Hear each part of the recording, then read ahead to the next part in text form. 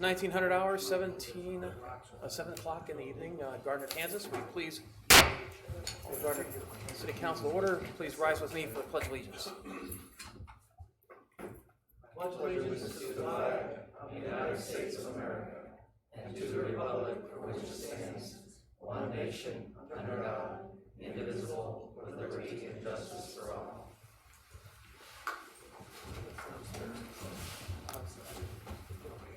Well, just as groundhogs come out of the ground in February, our financial advisors come to talk to us in March. So to provide the end-of-year financial report, I'm going to ask our Finance Director, Matt Wolf, to come up, and I know we have special guests as well.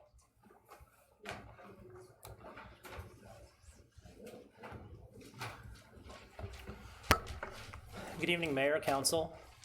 I'm going to start off with the end-of-year 2019 financial report. Then after that, Bruce will go into the fiscal analysis for the city.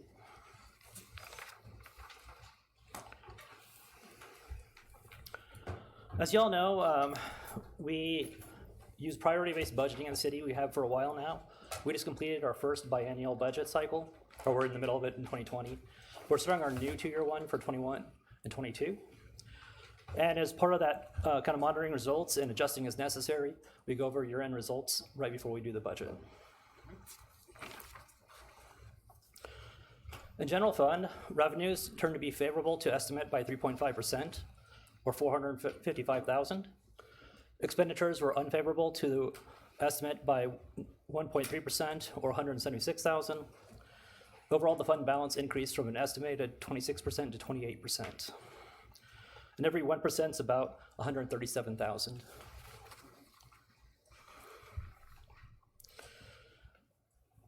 This slide breaks down the details in a little bit more detail. The main three that went up were license and permits. We've had a lot of growth in the city. Larry's department's been very busy. And interest earnings were up considerably. They've actually been up for several years now. In 2017, it was about $27,000. In 2018, it was about $65,000. And in 2019, it's $102,000. And that's just for the general fund. Finance will continue to invest idle funds to maintain and increase investment earnings. The other miscellaneous was 20% higher than estimate and about $180,000. And most of that, $135,000 of it, was due to the lease proceeds for the dump truck.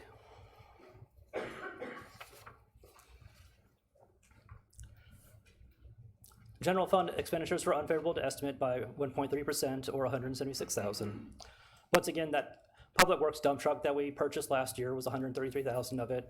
It wasn't planned, but we needed it in order to help with our snow removal for the winter events. So we went ahead and asked council to make this unbudgeted purchase, and you guys approved it. Another thing was actually the contract for the Southwest Johnson County EDC.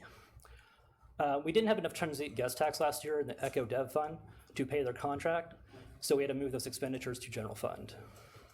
We expect that to be a one-time situation. We're already making adjustments to the current budget, so that won't happen again. And then there's a miscellaneous other budget changes throughout the entire budget that were about $42,000 favorable. But overall, even with those unplanned expenditures, we're within 1.3% of expenditures. So it kind of illustrates our very tight budget control. And although there may be line item variances within different departments and divisions, as much as possible, staff offsets unexpected expenditures within their budgets.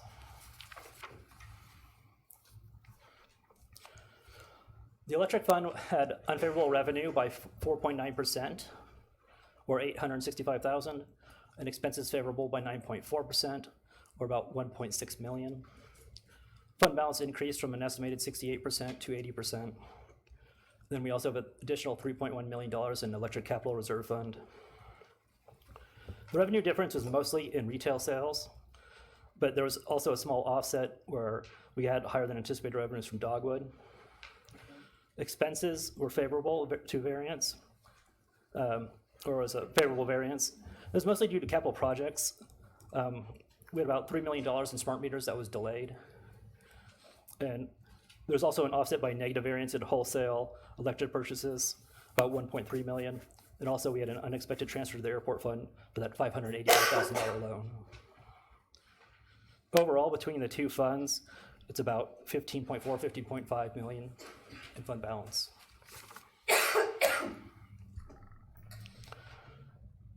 Water fund, the revenues were unfavorable by 17.2%. Expenses were unfavorable by 1.5%. Fund balance decreased from an estimated negative 62% to negative 67%. And the reason the fund balance is negative is because we had to encumber the entire contract for the water treatment plant.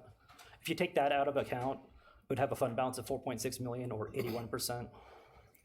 And there's kind of due to a timing issue with the bonds. Like we showed the expenditure as part of 19 when we encumbered the contract, but we're not issuing debt until probably this May.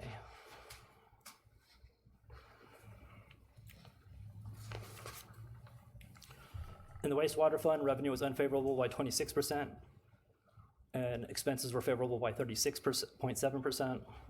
Fund balance increased from estimated 18% to 33%.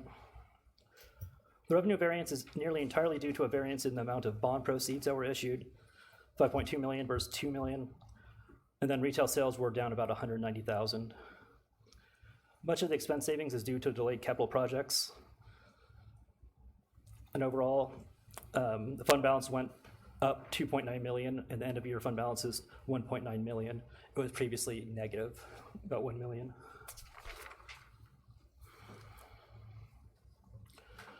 General fund balance is above 28 to 25% target at 28%. The electric fund is robust. Water and wastewater funds are adequate.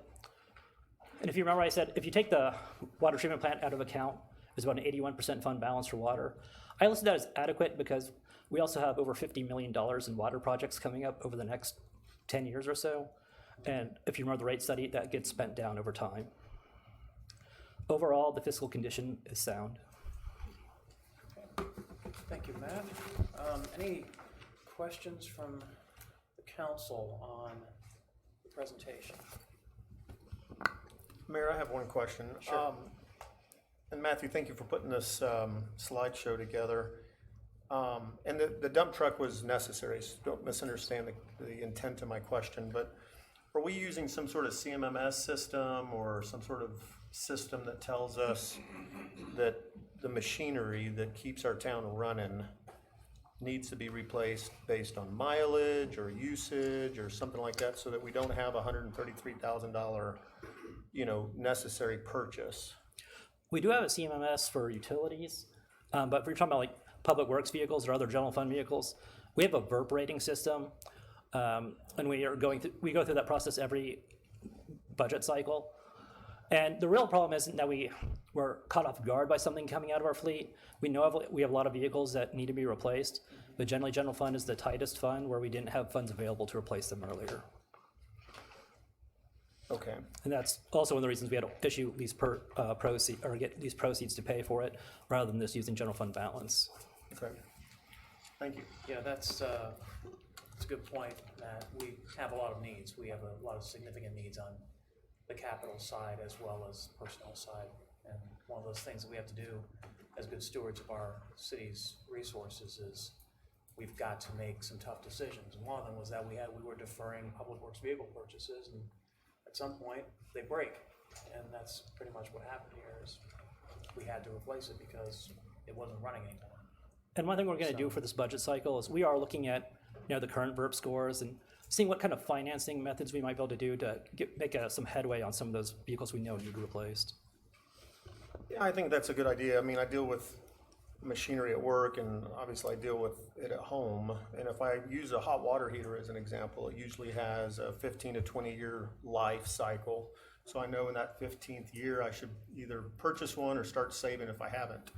And that way when it does go, and hopefully I can do it on my own so that it doesn't flood my basement, but it's a more manageable cost is why I was bringing that up. So as long as we've got something in place that we can, keep the finger on the pulse, if you will, so that we don't get caught off guard, because we do have, our staff are the most important priority we have, and then right behind that is the equipment they use. So whether that's officers or Parks and Rec or what have you.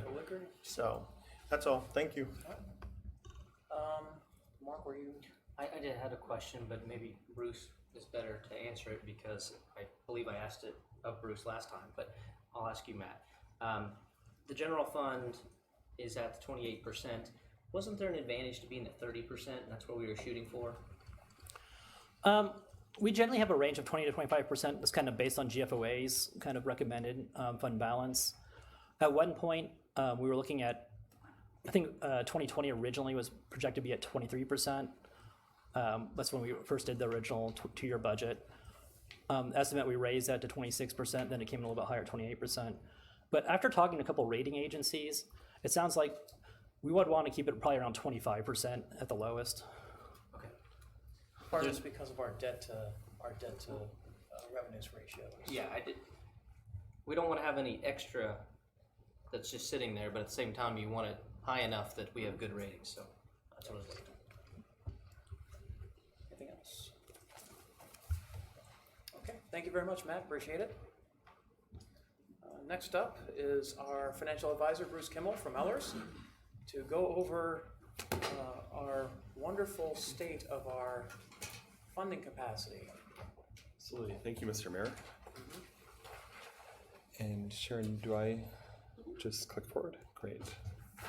Bruce brings good news every time he comes, so I'm just All right. expecting it now. All right, Sharon.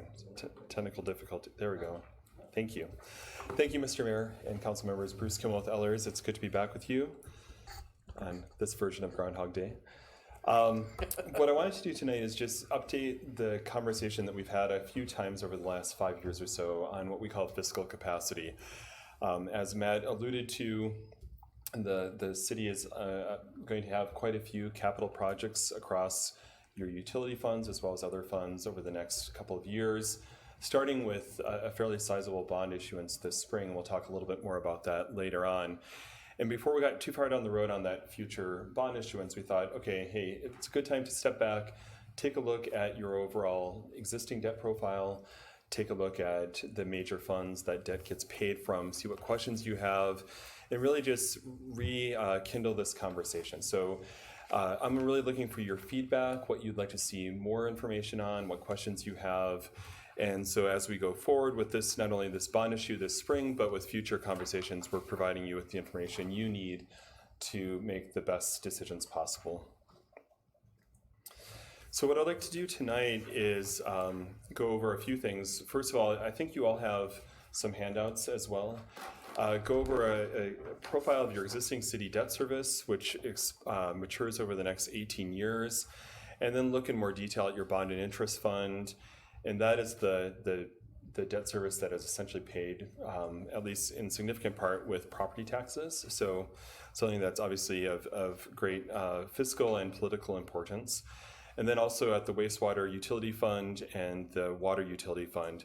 You might recall that the utility rate studies that the city had done in the last year or so recommended some rate increases. 1% rate increase starting about 5 years from now for the wastewater fund. And then 3.7% annual increases that actually went into effect this year and are assumed to be ongoing. So we've assumed those same rate increases just as a starting place to say what does your overall profile look like with those assumptions. Okay, moving on to the existing debt service profile. And so that's this first stacked bar graph here. I think it's really important to note right at the outset that only about a third of your debt service that is coming due this fiscal year is paid from the tax levy. So if you look at all of the debt service, which is roughly $7.7 million this year, about $2.4 million is coming from tax levy, but then you have a considerable chunk that's paid from special assessments, some that's paid from your dedicated infrastructure sales tax, the half-cent sales tax that's in effect, a little bit that's paid from your special highway fund, quite a bit. On my screen at work, it was showing up gray. Here it's a little bit more dark green, but that's wastewater fund. That's a large part of your debt service is paid from your sewer utility. Then you can see you have a little bit of water debt outstanding and an even smaller amount of electric debt outstanding.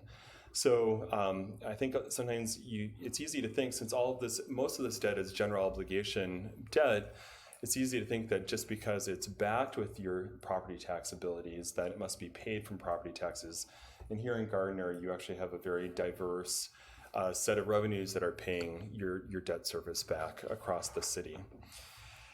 It's also important to note that your debt overall, even though you do have a fair amount of debt, and that's not uncommon for a growing city like Gardner, you really do have a fairly rapid amortization, and you can see that you have two fairly large years here in 2020 and 2021, but then in 2022, overall debt service that is scheduled and on the books currently drops by $2 million and then continues to fade off. So we fully expect you to be issuing new debt. We'll talk more about new capital projects going forward, but you're in a good position from a debt profile perspective to be taking on some new investments because you are paying off your existing debt fairly rapidly. And I would point out that in 2030, as I mentioned in the slide, your existing debt is only $2.2 million, and that's a 72% drop from the debt load that you have in 2020. So again, just evidence that your staff does take pains to try to amortize debt as reasonably quickly as they can. So the question really that's before us and you as decision makers is how much capacity does the city have going forward to support new financings in bond and interest, specifically the part of bond and interest that's paid from property taxes. That's the orange portion of the bar chart. Wastewater, which is gray or dark green, and then water being the blue part of the bar chart. We are not assuming any new debt at this point being levied or imposed against your special highway fund. It's likely that at some point you will probably apportion some portion of a new debt against that fund. And then also no new debt is assumed for the street sales tax. As you're all aware, that tax is scheduled to sunset in 2026 unless you as an elected officials put that forward for voter authorization for renewal. Any questions about that before I move on to the bond and interest fund? Bruce, I've got a question for you. Sure. Of the B&I on the tax fee supported, so that's the beige color, what is the percentage breakdown between commercial tax and residential tax in that revenue stream? I don't know that off the top of my head, but we can find that out pretty quickly. I know city staff has that breakdown, and it's in your official statement as well. Okay. So if you look at your true tax base that the mill rate is spread against, we have that broken out by property classification. Okay, I'll find it, thank you. Okay, yeah. I knew I should have had that tattooed on my arm before. I just got all this myself. So. Yeah, no, but we can definitely get you that information. Thank you. Okay, bond and interest fund. So bond and interest is a little bit, a lot of things going on in bond and interest fund. You've got debt services paid from property tax levy, also from fee revenues and benefit district special assessments. So it's not all property tax. And you'll see some blips up and down in both revenues and expenditures based on activity in that bond and interest fund relating to special benefit districts when those payments are coming due and before they get spread out as long-term debt service.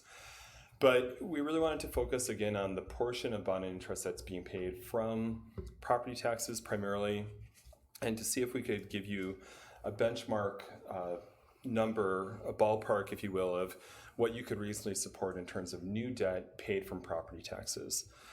So as you're all well aware, your current year mill rate is about 20.7 mils. About 2/3 of that is for the general fund, and about 1/3 of that is for bond and interest fund. When we've done this analysis before, including shortly after the tax lid was enacted in Kansas, we assumed a stable overall tax rate for the city with some assumed decreases in the general fund property tax rate because of the tax lid. We assumed that you wouldn't be able to keep all of your growth.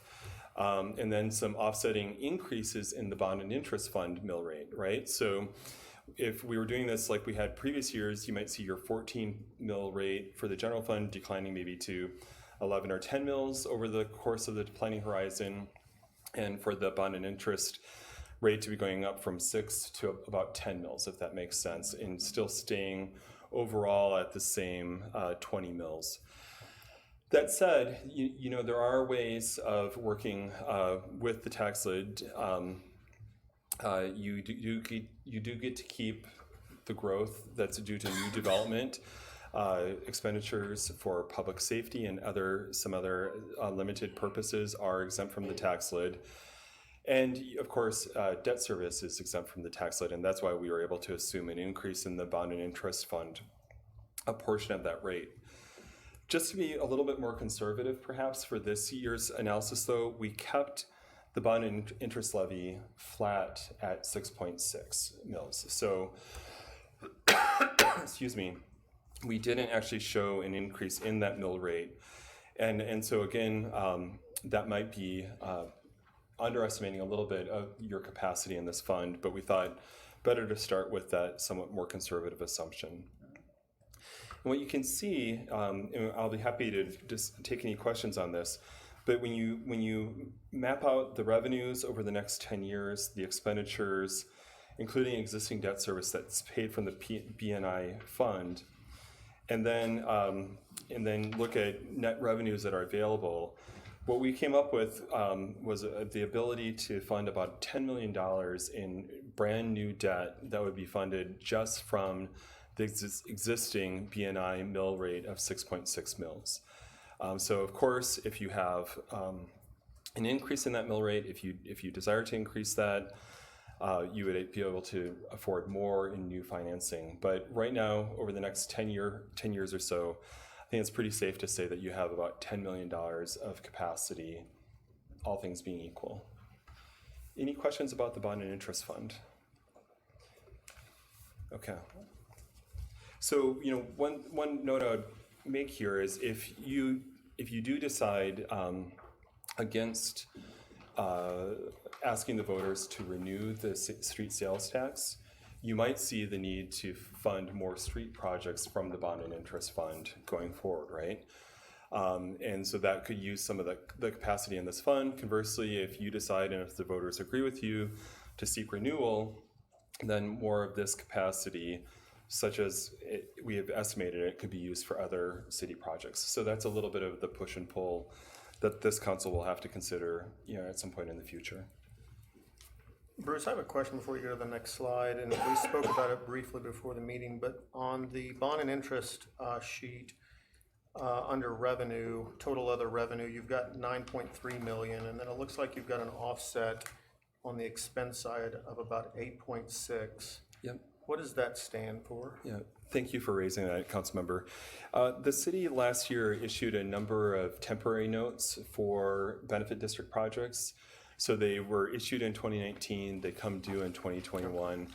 We have not yet attempted to actually translate that temporary debt into long-term financing. Okay. So those are basically payoffs. The revenues would be payoffs for those benefit district financings, and the expenses are the debt service lump sums that are coming due in October of 2021. Thank you. Okay. Wastewater.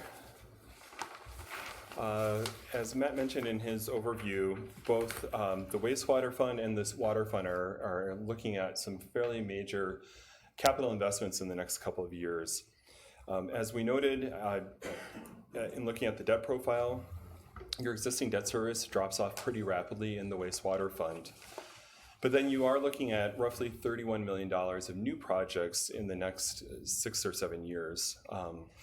Ones that are in the near-term horizon would include about $4.6 million of financing for the Grata wastewater infrastructure.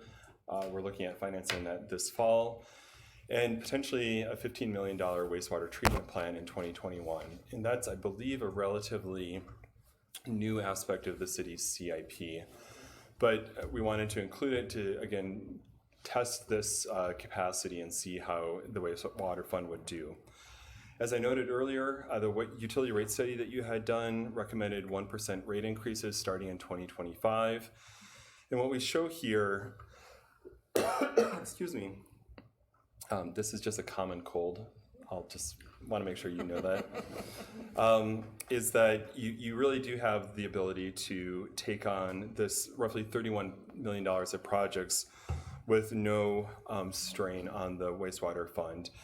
In fact, you can see, looking at the projection, that the cash balance is projected to increase, especially in the years 26 through 30. So that would give you some options, right? You could either take on additional projects, you could maybe forego some of those rate increases. You could decide to amortize the debt more quickly than what we've shown here. We've shown mostly 20-year terms. You could opt to maybe do some of those later projects on a faster timeline. There's any number of things that could adjust this net cash flow. In addition, you might have more volume, which could increase your revenues. You could have more expenses as well on the operating side. So I want to, present this with a grain of salt. This is not a crystal ball, but all in all, the wastewater fund looks very solid and not something that should keep you up at night in terms of the fiscal sustainability of this fund. And this does not include any of the cost savings we might get on the out years on the expenses side from I&I and other initiatives that we've started for, for the wastewater lines, correct, Gons? Correct. So that's not taken into consideration here. We're looking at expenses growth at this kind of a progression, but it could potentially level off with those changes. Okay.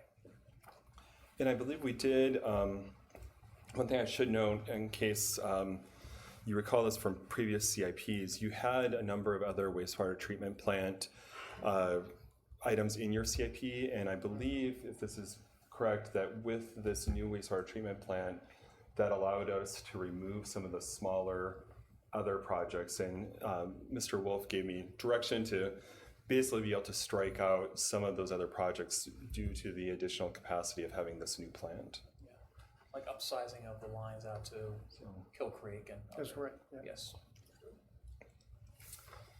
So wastewater, good shape on wastewater. Water fund, as you know, you started with a need to jumpstart rate increases earlier. You did that recently, and we are showing the need to keep doing that. But on the good side, you also have the ability to carry quite a bit of capital investment that's being projected. So if you recall the blue portion of the debt profile, you really have very little existing debt service in your water fund, but we are looking at roughly $56 million of new projects over the next 7 years. A big one, which will be financed this spring, is about $25 million for a new water treatment plant. And then this fall, about $1.5 million for Grata. The rate increases we've already covered. Now, this projection is showing basically more stable operations, not a lot of growth. But again, I would caveat that there's a lot of things that could either change this positive or negative. And what we're seeing is that it's generally stable. So that's where you want to be. And as long as you stay the course with these very small incremental rate increases, you should really have no problem being able to support the type of capital investment that your staff is recommending. Any questions about the water fund? I would also point out that the utility rate study that the city had done assumed fairly modest volume increases of about 2% per year. With some of the growth that you're seeing on both the water and the sewer funds, you could see substantially more volume increases, which of course would increase revenues and expenses as well, but more on the revenue side. So that could be definitely a fiscal positive on these projections. Okay, so in summary, the bond and interest, the wastewater, and the water funds all indicate capacity to support the new capital financings that are being projected, both the hypothetical one, and I want to stress in bond and interest that $10 million is purely a hypothetical placeholder, as well as actual estimated projects.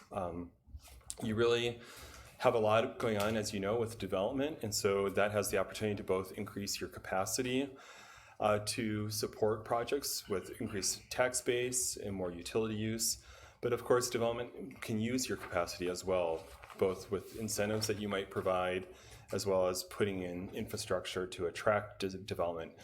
So that's something that we look forward to continuing to work with you on and with staff in striking that balance between growing your capacity through development, and capacity isn't utility capacity, I mean really fiscal capacity, as well as using your capacity judiciously to get things done that you want as the elected officials. I would recommend also that you discuss, and I know you have been, but keep discussing how you're going to finance street projects. We know that's a never-ending story. I hear you talking as the mayor and council members about streets that are failing, and that's true of every city that I work with.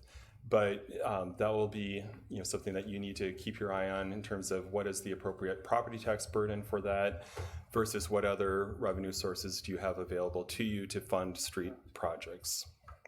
And as I note, you really can't likely expect to let the sales tax sunset and to keep your bond and interest mill rate at a level amount. Something has to give in the future. And that's all I had for you. I was going to just, again, comment on the bond issue coming up.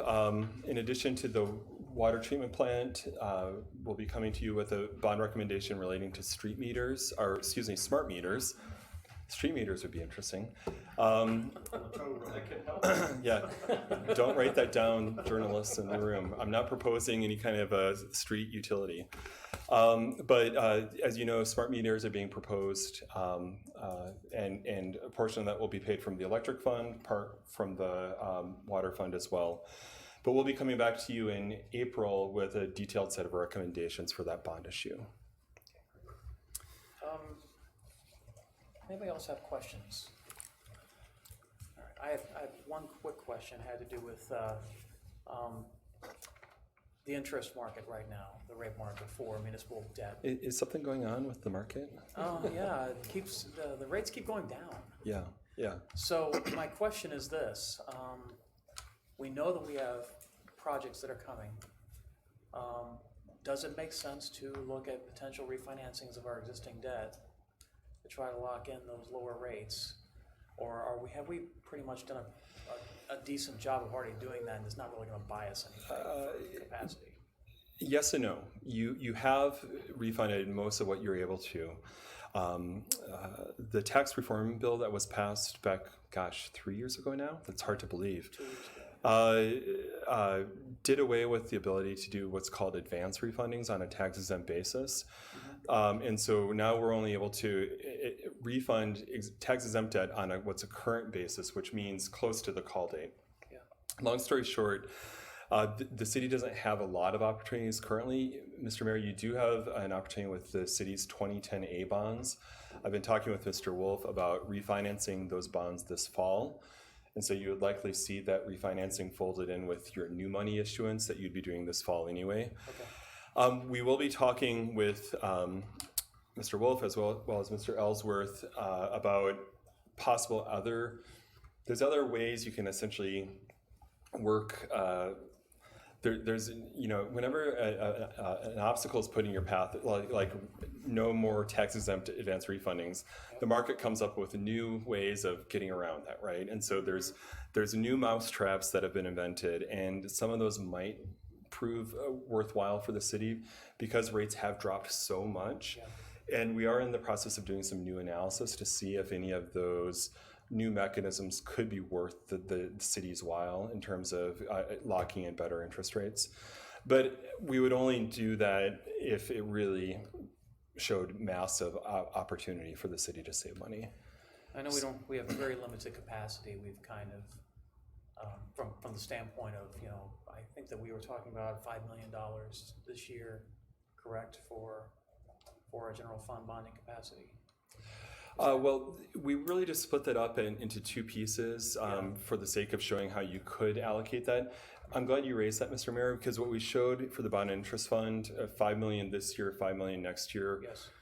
were really just illustrative. You really could do something more like $10 million this year if you wanted to, or $10 million in the year 2022. Yeah. It doesn't really matter exactly when. We were just trying to give a sense of how much more debt service could you support with the existing mill rate Okay. for the bond and interest fund. Again, it comes back to total including amortization of the debt. How Right. much can we take on in terms of principal? Right. And I understand that we have significant projects coming. Does it make sense for us to explore, moving some of those projects up in the calendar in order to be able to take advantage of the financing that's available now? It could. Our rule is issue debt when you need the money, right? But we are, and for those of you maybe listening that aren't aware, we are now at all-time record low interest rates that have never been seen before. And I never thought we would say that yet again, but we are. It's truly amazing how much rates have dropped. That's bad for all of us as investors. It's great for you as city officials. So I would still say the need for the project, the justification of the project has to lead the way. Correct. You need people like Gon saying, this is the project that we need to do and here's why. But if there are projects that are on the bubble in terms of timing, I would certainly say that interest rates are a consideration. Yeah. And it might make sense in some cases to accelerate if the justification is there for the project. Well, I'm specifically thinking about the wastewater treatment plant, which we know is going to be needed for the Grotto project and potentially other projects on the east side of I-35.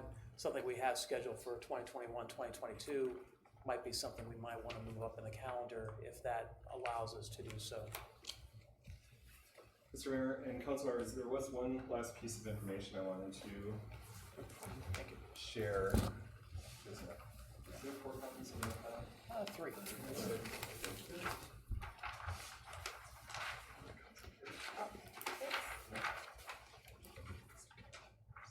So I want to make clear that this last graph is just an estimate based on the numbers that you saw in each of those tabs for the bond interest fund, the wastewater fund, and the water fund.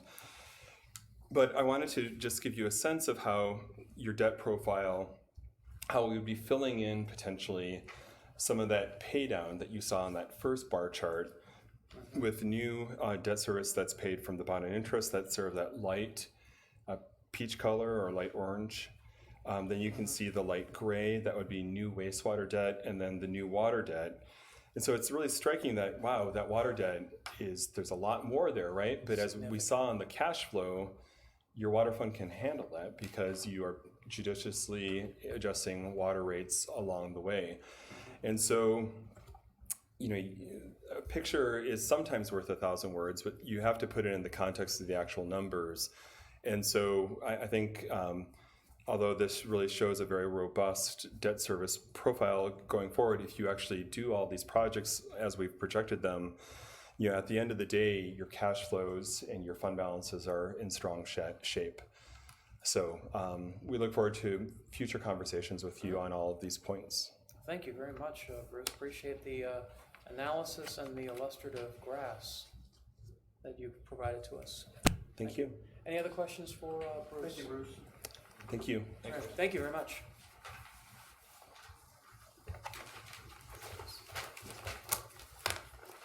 Last but not least on our presentation list, we have a presentation from the Gardner Edgerton Chamber of Commerce. Hello, Mr. Camus. Mr. Mayor, how are you, everybody? So it's gonna be easier for me to read this then, so I apologize that I won't be looking up, but 45 years ago, the Chamber was founded, as many of you might know, 1975, and our purpose at the time was to serve Gardner and the surrounding area. Over the years, we've done just that. Initially, it was simply the city of Gardner, then it was New Century Air Center, through the Southwest Johnson County EDC, which I think I mentioned last time, which was actually born out of the chamber. And then finally, over the last 5 or so years, through an agreement with the city of Edgerton as well. Per the request of council last month, Chamber Board discussed our future as it related to serving 2 communities on a contractual basis, the city of Gardner and the city of Edgerton. In addition to board discussion, I visited with several other chambers that currently serve multiple communities or have in the past. And after careful deliberation, the board determined that with the growth of both communities and the type that each was experiencing, which is phenomenal, the communities are becoming uniquely different. and the way, shape, and form and the operation. That makes it a challenge for the chamber to provide an equitable level of services for both communities. And as a result, the board determined that to better fulfill our mission, our initial mission of serving Gardner and the surrounding area, and to reduce potential conflicts, it makes sense going forward for the chamber to only contract with one municipality. While the board's decision was influenced, not necessarily dictated by the city's financial commitment, the board does want to impress upon the city that, you know, a dedicated, more focused commitment to the city of Gardner by the chamber could potentially bring forward more additional requests for funding in the future. What I want to be clear, and I think the board wants to be clear, is that we have always and will continue to serve businesses from throughout the region and the state. Basically, as we say, and anybody who wants to do business here in the city of Gardner is encouraged to join the chamber or be involved. As such, we have members from Lenexa to Ottawa to Paola and everywhere in between, including Edgerton. We will continue to serve these members, whether it's helping them fill jobs, network with other businesses, provide referrals, or so on. We know that businesses often see us as one region, while simultaneously recognizing that political subdivisions do exist. We want to assure the business community and council and the city of Edgerton that we're still 100% committed to the success of these businesses, whether they're doing business in Gardner, Edgerton, New Century, or any other community nearby. However, from a community perspective, moving forward, we will focus our efforts specifically on the city of Gardner as originally spelled out in our initial mission when we were formed. At this point, we've notified Mayor Roberts of our intent and offered to fulfill the terms of the contract for this year. We have also offered the support to the city of Edgerton that will help them even start a chamber. I've been in this industry for 10, 15 years, and I even help other neighboring communities because I think it's important. And we often tell our businesses, if you can grow your business in another community, you should do it. And the chamber is a great place naturally to start. So we've offered that support, and it's our understanding that this will, all of it together will probably be addressed at their next council meeting.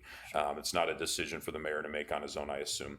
We'll continue to allow municipalities or other political entities to belong to the chamber, such as the city of Edgerton, USD 231, Johnson County, who are all members of the chamber, and provide member benefits in line with their investment level. But by only contracting with one entity, this will help minimize conflicts, both perceived and actual. As Gardner continues to grow, we're excited for all the possibilities that lie ahead in a continued productive relationship with the city of Gardner. That's kind of what we've got. We had good conversation amongst our board. I visited with all the council members here, as well as some other businesses in the community. We felt at this point, this probably makes the best, it's in the best interest of the chamber, the best interest of the business community. And ultimately, we started as the Gardner Chamber of Commerce, which is what we're coming back to at this point. So I'll answer any questions. I don't have anything different in terms of our contract. I know that's to be considered further down in the thing, and there weren't a lot of questions about it last time, so I can answer any questions in regards to our contract and so forth. But that's probably it. Probably the last thing I will offer is I did speak with Matt briefly. This will cost us a little bit of money that's kind of unplanned for us in terms of rebranding and how that will look later in the year. So we'd like the ability to, the budget was for $50,000 from the CVB fund, and what we'd like to be able to do is shift some of that to help us with this rebranding. We assume we'd like to be able to do it for $5,000. I don't have an exact dollar figure of what that will look like, but we're kind of putting into process what some of that stuff will look like in the next month or so. Okay, thank you very much, Jason. Appreciate it. Any questions for Jason from the group? Okay, thank you. Thank you. Thank you, Jason. Thank you, Jason. All right, moving on. We don't have any public hearings this evening. We'll move on to public comments. Members of the public are welcome to use this time to make comments about city matters or items on the agenda that are not part of a public hearing. As we do not have a public hearing this evening, all topics are discussable. So if you'd like to come forward, please state your name and address for the record. There's a 5-minute time clock, and no profanity, no personal attacks. With that being said, the podium is open.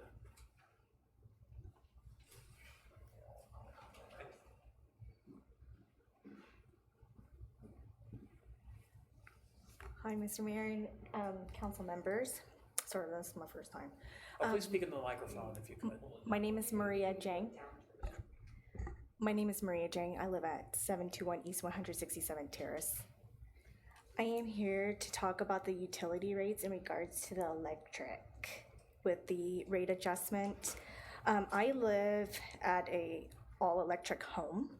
So last month was the new bill, and so I just kind of figured, maybe it was a little bit colder and everything, and so waited for this month's bill, and it was a drastic difference. And after reviewing, the information online from the city of Gardner and everything, it said all residential electric customers will see a 2% rate reduction on their monthly bill starting in January of 2020. However, mine has dramatically increased. And also, when it talked about the overall impact of all these changes to the total bill, it said the electric rate decrease mitigates the impact of the water rate increase. However, mine has soared tremendously. And I did reach out to the city of Gardner and talk to the utilities and everything. And before, there was a summer rate and a winter rate. However, that's no longer there.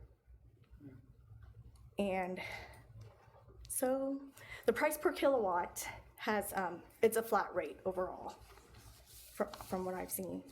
And I did not see any information on how it would impact all electric homes or residential areas with all electric. I did review some information and talked about businesses and everything, but not in regards to all electric homes. Okay, great. Yes. And so that's all I have. Well, thank you, Mary, appreciate Yes, it. thank you. So Maria, since it's your first time mayor, if you don't mind, as a point of order, normally the questions to your, well, the answers to your questions would come towards the end of the meeting, if indeed we can find those tonight. If not, I'm sure staff will get with you just to let you know. Yeah, I was gonna point that out, but beat me to it.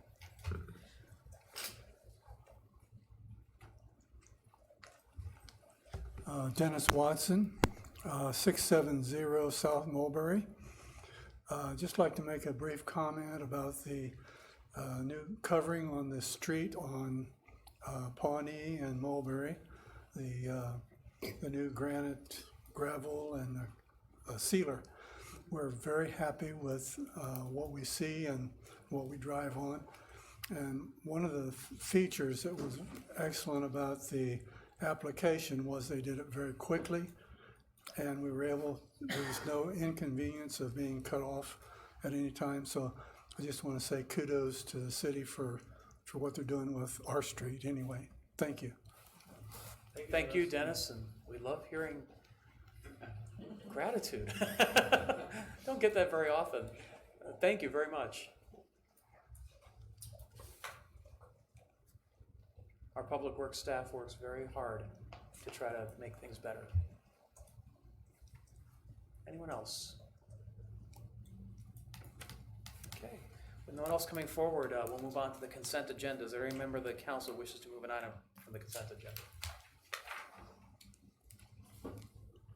Before I ask for a motion, I just wanted to mention that there are 3 items on the consent agenda having to do with appointments of members to the Parks and Recreation Advisory Committee. I want to recognize Gary Fleming, Joe Nieneman, and Steve Blue, who have put their hats in the ring and wish to become a part of the Parks and Recreation Advisory Committee. So with that being said, I will entertain a motion to approve the consent agenda. So moved. Second.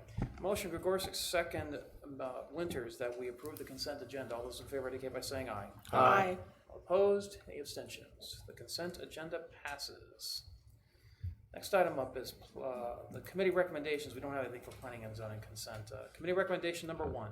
Consider recommendation to appoint City of Gardner representatives to the Kansas Municipal Energy Agency Board of Directors. Gons Garcia. Good evening, Mayor, Council. Every year, we select director for the Board of Directors, KMEA. This year is kind of unusual due to the resignation of 2 of the UAC members, Andrew Crevens and Clint Barney, we had to complete 2 additional vacancies. Last year, the KMEA Board of Directors made a change to the requirement for directors. It used to be that you had to reside within the city limits. So they added another requirement that will be or, which means you can be a city employee, so you can if you meet that requirement, you can be a director. So it's the UAC recommendation to appoint Matt Ponser as director number 1, Gonzalo Garcia as director number 2, and Bruce Baldwin as alternate director. Thank you, Gons. Any public comment on committee recommendation item number 1? I would not expect any, but I have to ask. Seeing none, any questions for Gons on this appointment? All right, well, I'll entertain a motion on committee recommendation item number 1. So moved. Second. Motion Winter, second Baldwin, that we appoint Matt Ponser as director number 1 to fill the vacancy expiring April 30th, 2021. Reappoint Gonzalo Garcia as director number 2, expiring April 30th, 2022. Appoint Bruce Baldwin as alternate director, expiring April 30th, 2022, with all those appointments having voting rights on the KMEA Board of Directors. All those in favor indicate by saying aye. Aye. All opposed, any abstentions? Committee recommendation item number 1 passes. Committee recommendation item number 2. Consider recommendation to implement public sanitary sewer and manhole rehabilitation improvements for the public inflow and infiltration program. Gons. Yeah, in 2018, the city implemented a I&I program, and we're using Trek Design Group to do the implementation. Part of the program was to evaluate which area of the city had the most I&I, and it was selected that the drainage basin number 1 had the highest I&I, so we used that one also as a pilot program. In January 2nd, the city approved the private I&I, which is target any significant source of I&I in private residents. So the second step is to do a public. For the public I&I, we were looking at manhole rehabilitation, CIP cured in-place pipe point repairs, and routine maintenance.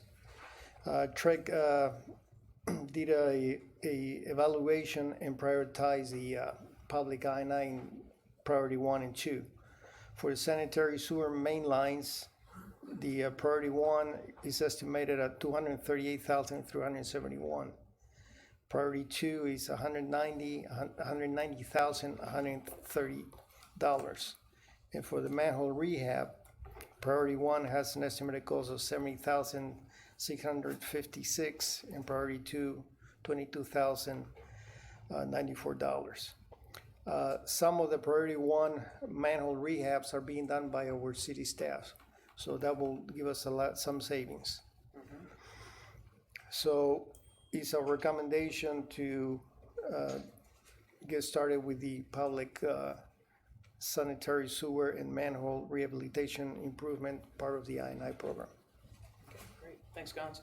Any public comment on committee recommendation item number 2? Questions for Gons? I have one, but I'll wait for the rest of the council to weigh in. That's okay.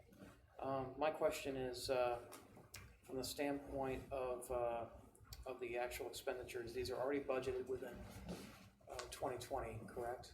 Yes, sir. And they're coming out of the appropriate funds for that? Yes, sir. There's some money that we didn't use in 2019 that will also be used to cover those expenses. Okay, great. Anything else? I'll entertain a motion on committee recommendation item number 2. So moved. Second. Motion Baldwin, second Winters, that we authorize the implementation of a public sanitary sewer and manhole rehabilitation improvements for public inflow and infiltration work for Drainage Basin 1 as part of the inflow and infiltration project, project number WW1706. All those in favor indicate by saying aye. Aye. All opposed? Any abstentions? Thank Committee recommendation, item number 2 passes. Thank you, Gons. As always, excellent presentation. Old business, item number 1.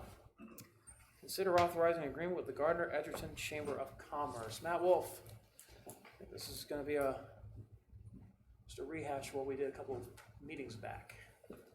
But The proposed agreement is for 1 year, ending on December 31st, 2020. Proposed agreement would provide $35,000 for Chamber's business services and $50,000 for tourism services.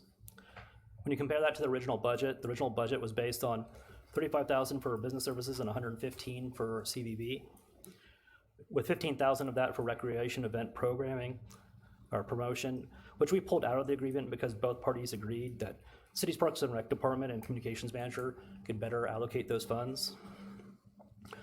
The funding for tourism services was reduced from $100,000 to $50,000 due to transient guest tax revenues coming in lower than expectations. And as Jason Camus noted earlier, they're anticipating some rebranding costs, so they're requesting that $5,000 from the CVB be shifted to business services. So we'd have to change the contract to read as $40,000 for business services and $45,000 for the CVB. so you'd like to have 10,000 transferred then? $5,000. So it says 50,000 for tourism services. You Yeah, said so you're dropping the 40. 50,000 to 45. and then- 45, okay, you yeah. mentioned 40,000. Oh, I'm sorry. That's for the original, the 35, for business services, going up to 40. Okay. All right. Sorry about that, don't mean to interrupt.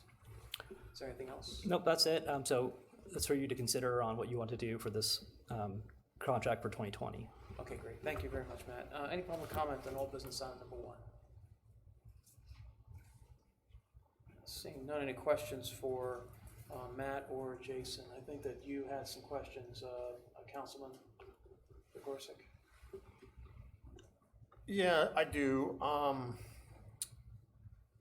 And I do want to acknowledge what Jason just told us, and I appreciate that, and I'm glad you were able to work with Mayor Roberts and fulfill that contract and create more of a. Well, I'll say at this point, Randy, we've offered whether or not they will take us up on that. Oh, okay. That is up to them, and I think To be- obviously their council to decide whether Yes, or sir. not they want us to, but we've offered that we would do that for this year. Okay. Thank you for that clarification. Of the 50,000 for the tourism side, I'm of the opinion, and I may be in the minority, but to allocate 25,000 of that to Johnson County EDC. And why I'm looking at it that way is because I think that the investment of the 25,000 into Southwest Johnson County of that 50 would be better utilized and we'd see more of a return on the investment.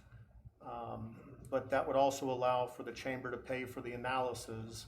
And this is an annual contract, so we can look at those numbers next year, be able to fund the analysis, which would tell us, in my opinion, whether we need to fund the chamber in outlying years for more than 50,000 perhaps, based on that analysis. Because right now, we really don't know what our niche is. We don't have a lot of sports tourism. We don't have a robust museum that would draw folks. We don't have a racetrack or any of that type of stuff. But I think the analysis will tell us that.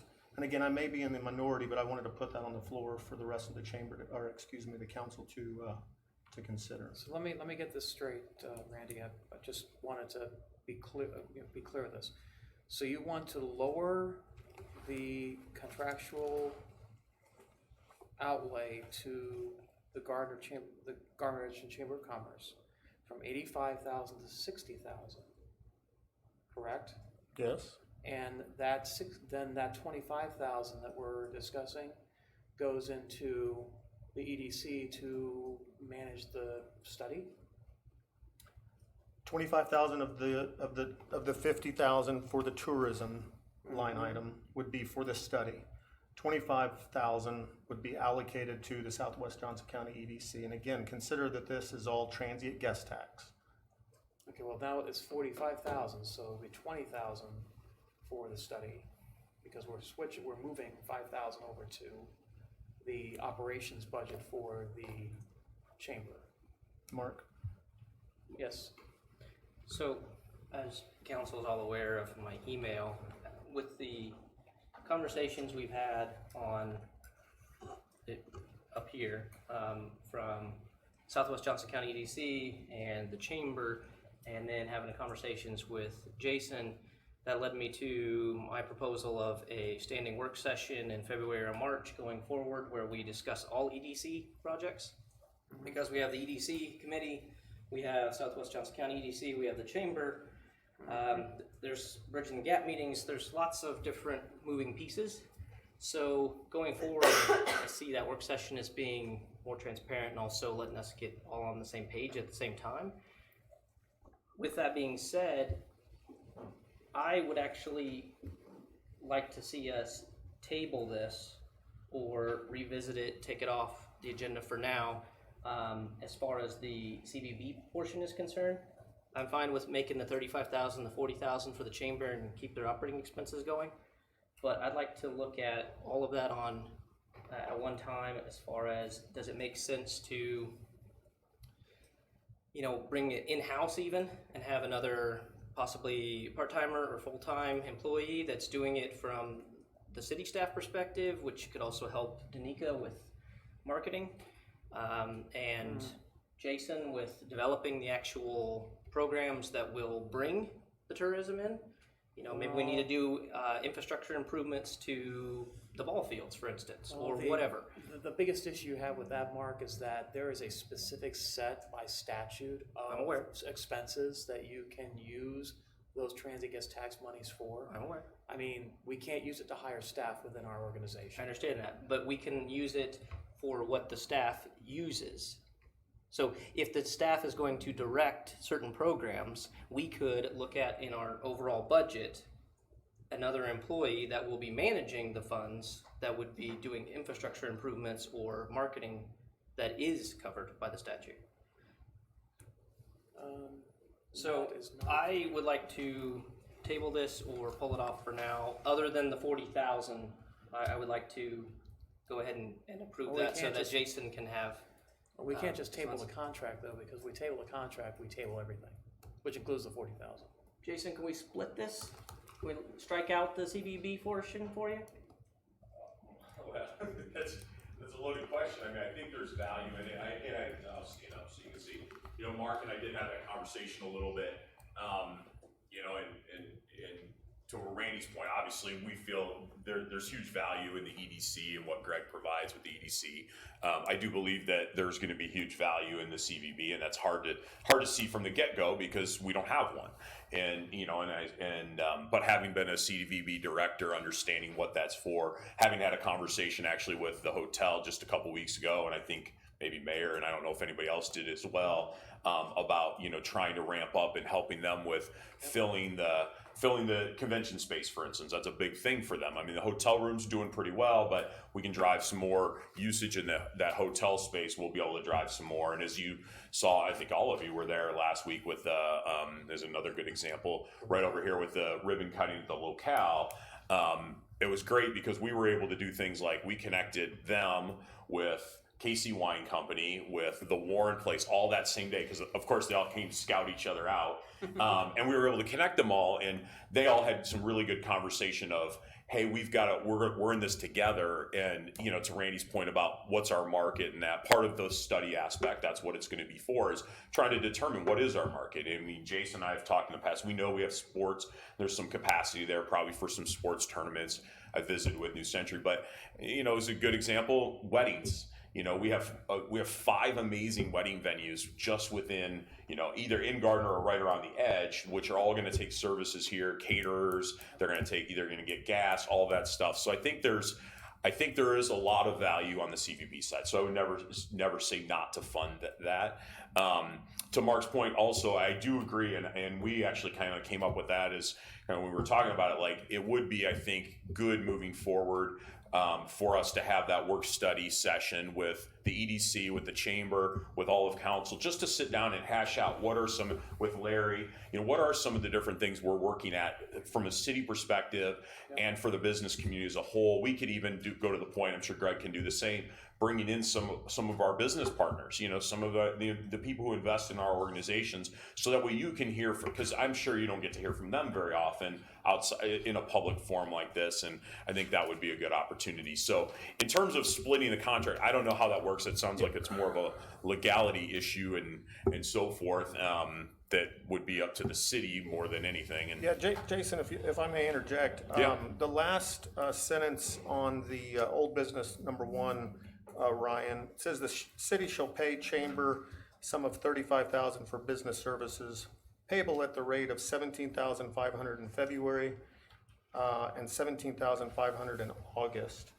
Could we not just pay them $20,000 in February and $20,000 in August and table just the portion of the CVB, to Mark's point, to keep them whole? Well, I want to make sure I understand the question. One of the questions, if you're talking about the business fund, I mean, you can sever that however you want. Yeah. There aren't any strings attached to the use or disposition of those funds. Okay.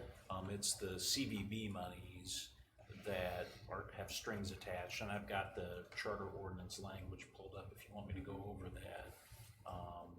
Probably a good idea. Okay. Yeah.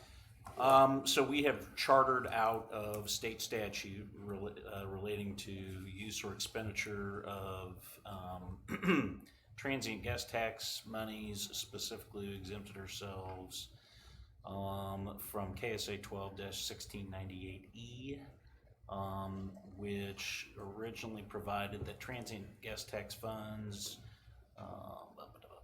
shall only be expended for convention and tourism promotion. We have enacted substitute provisions that provides in Section 7 of Charter Ordinance 18 that all such monies received by the city treasurer from disbursements from the city transient guest tax shall be credited to the Economic Development Promotion Fund and shall only be expended for economic development promotion, including convention and tourism promotion, pursuant to the terms of an agreement or agreements approved by the governing body for economic development promotion services.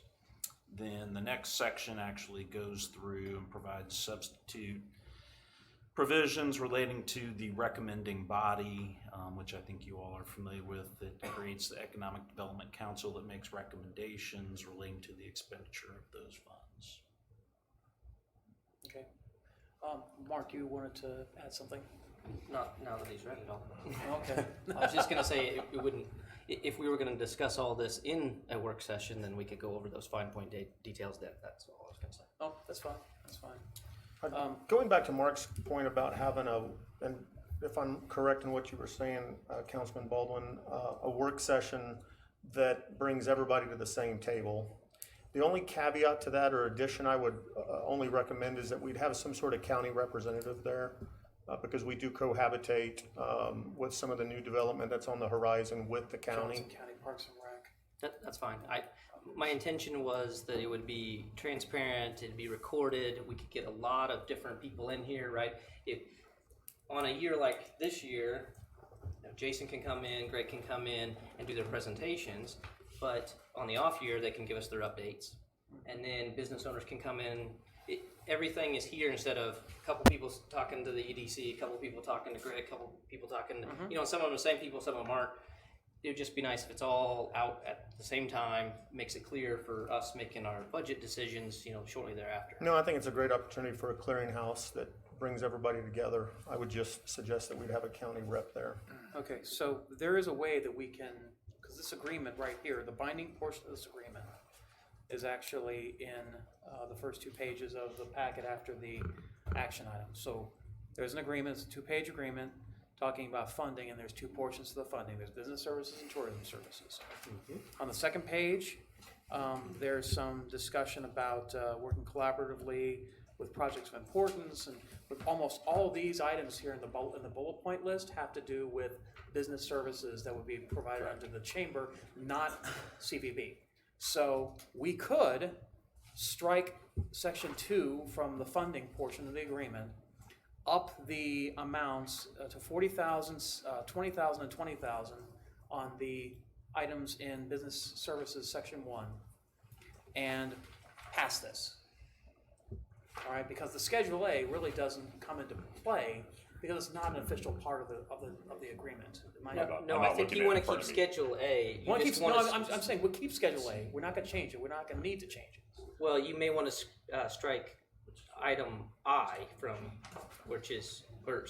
that's a 1 underneath tourism, CVB, and DMO. Yes, we could actually strike the entire section of tourism, CVB, And DMO. for fine-point clarification, while we're at this, we might as well, we're changing numbers and everything else, we might as well specify that we're gonna pay them, not in the past, so instead of February 29th, sometime in March, Yeah, just for that was- clarification. Yes. The thing I would offer on the tourism side that I would caution council is two points. One, we will already incur some opportunities that we have traditionally done. Typically, we've done those things separate. Last year, I think it was $2,500, and in the past, it's been some other, and they're ancillary things that provide probably higher value. We're not out buying ads in AAA magazine, but we belong to Visit Casey, which is through a partnership, which gives us some marketing opportunities for our community and so forth. The second piece is the air show. And some of the stuff that will happen this summer, and while I love the idea, and like I said, I think having the joint work session is good. I would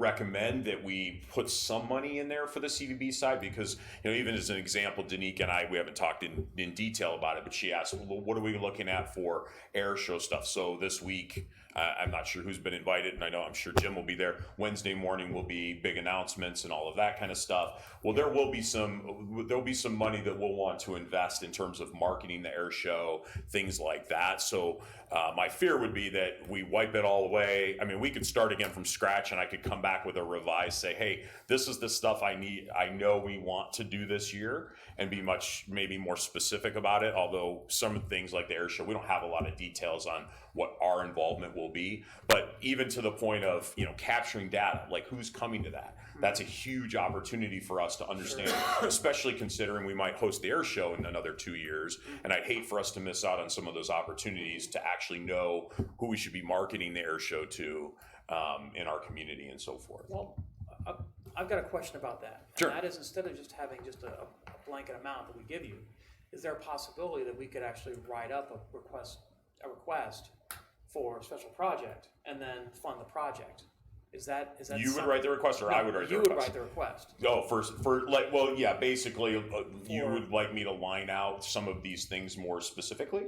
Or just do basically a request for funding, just like we do with any other projects that we do with any of our other partners. I know ADC has done that in the past. It makes some sense to just get your fiscal ducks in a row and say this is what we need for this project. For example, the demographic analysis of visitation is for the air show, for example.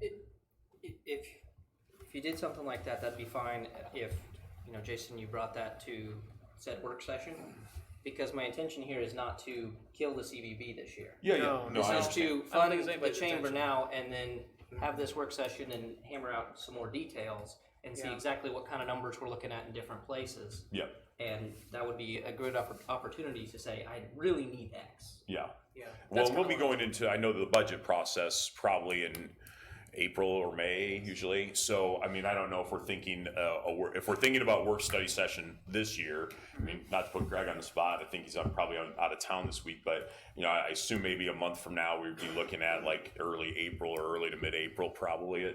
I mean, just to give us time, I suppose, with the Transit Guest Tax, the EDC Council, I suppose would probably make sense, but I don't know. I guess I'd defer to you as to what that looks I'm thinking like. sometime soon, Jim. Yeah, the first meeting in April. First meeting in April to look at Yeah, something I don't like want to that. delay this in a make it inevitable. Yeah, that no, it's- definitely. And we could, and I could come back and instead of it being so broad, I mean, I'll, at least for that, I could have a general idea of maybe what some of these costs will be and what we'll be looking at for specific things that, you know, are probably the most important for this year. Yeah. You know, that type of thing. And that's kind of what I was looking at from the standpoint of line items that we can fund as either special projects or an allocation. It doesn't matter, but we just want to make sure that, one, you get the money you need, and two, that we know that it's going towards specific. But are there initiatives. projects that come, I mean, is this gonna hamstring you though in a way? I mean, okay, now I gotta, okay, this looks good, let me go ask the council. This is, I mean, Well, I this think- whole body set up here and approved $100,000, not, except you, sorry. No, but But- I don't want to do that. Right, To be okay, clear, That was That's actually not what a I- previous project. yeah. okay. So, I mean, we all set up here and approved $100,000, and then it got cut to 50, and now we're saying, no, we don't wanna do that either. I mean, No, No, I'm we're not okay saying with that. I think we just look at everything at the work session and see what we want to do with the dollars, but it may still end up being the same dollar amount. But I think whatever we agree to is, here it is, just like it has been in the past with Southwest Johnson County EDC. Here it is, your budget for the year, you know, not a onesie twosie, nothing like that. Okay. but hopefully we can have that soon. I'm sorry, I didn't mean to, but hopefully we can have that meeting sooner than later. We need it sooner rather than later. Sounds like it's being in April. April 3rd. everybody's available on the 16th of March. We can do It's it not on the ideal for me. I'll be the first one to say it's spring break week, Real close, unfortunately. Yeah, it's, 16th. April 6th is the next meeting. April. Do you want to do a work session not on a meeting? So like the 5th Monday of March? that's gonna 30th? be rough for me. Well, I was just thinking if we did it then maybe we could vote on anything like this at the first meeting in April. I'm fine with that. The mayor said he can't. How about Right. April 23rd or March 23rd? That's after spring break. Yeah, I can do Is that. that what day is it? Monday. Well, I just- probably I just need to just make won't sure. be there. Need to make sure Greg obviously is here. That's Yeah, I probably the won't other be one. there. Can you call in? I could call in, yes, but I I mean, won't but be we there. also need to make sure Johnson County's there and Yep. school, I mean, whoever We got else. a you lot want. of, we got a lot of moving parts here. Well, and that's what I was getting ready to say is, we just met the last meeting and we gave Jason some marching orders or direction we were hoping to go. And I don't necessarily think it's a bad idea to have a meeting and talk about where we wanna go, but I think this seems kinda last minute to me. I think that I wanna spend the money wisely, don't get me wrong, but I also know that Jason and his board have figured out what they need. I don't know, I think this is too last minute for us to totally revamp the contract at this point. We didn't give him the direction last meeting. I do think future information is needed. I don't know, I will participate in a work session and all that, but I think I don't know, I think we're running out of time for this year, and I don't think it's fair. I think the chamber provides a good service to the residents, the businesses. I think they help for future growth. We want to be open for business, and I don't know, I just don't think that this is showing our best, giving our best picture of how we want to be. Just, that's my opinion. Okay, well, according to this contract though, sorry about that, Mark. According to this contract, the first installment wouldn't be paid until the end of April. Okay, but I don't mean, know, I for just the, think that. for CVB. I think because the operating side nobody's discussing changing, we're even talking about passing now. I think that stays. Everything's good for Jason to run for the year. What we're Right. talking about is the CVB that Right. doesn't exist and hasn't started yet. That's So I don't correct, think that but- we're too late on something that hasn't started. No, but I do think that we shouldn't just totally cut half of it without knowing anything. And I don't know, I know it's for the future, I think the precedence Well, is I not, think the 25,000 is off good. the table right now. As I said, ladies and gentlemen, I may be in the minority. I talked to Jason about this before tonight. So on my behalf, it's not last minute. I also talked to Greg Martinet well before tonight. So if I'm in the minority, that's fine.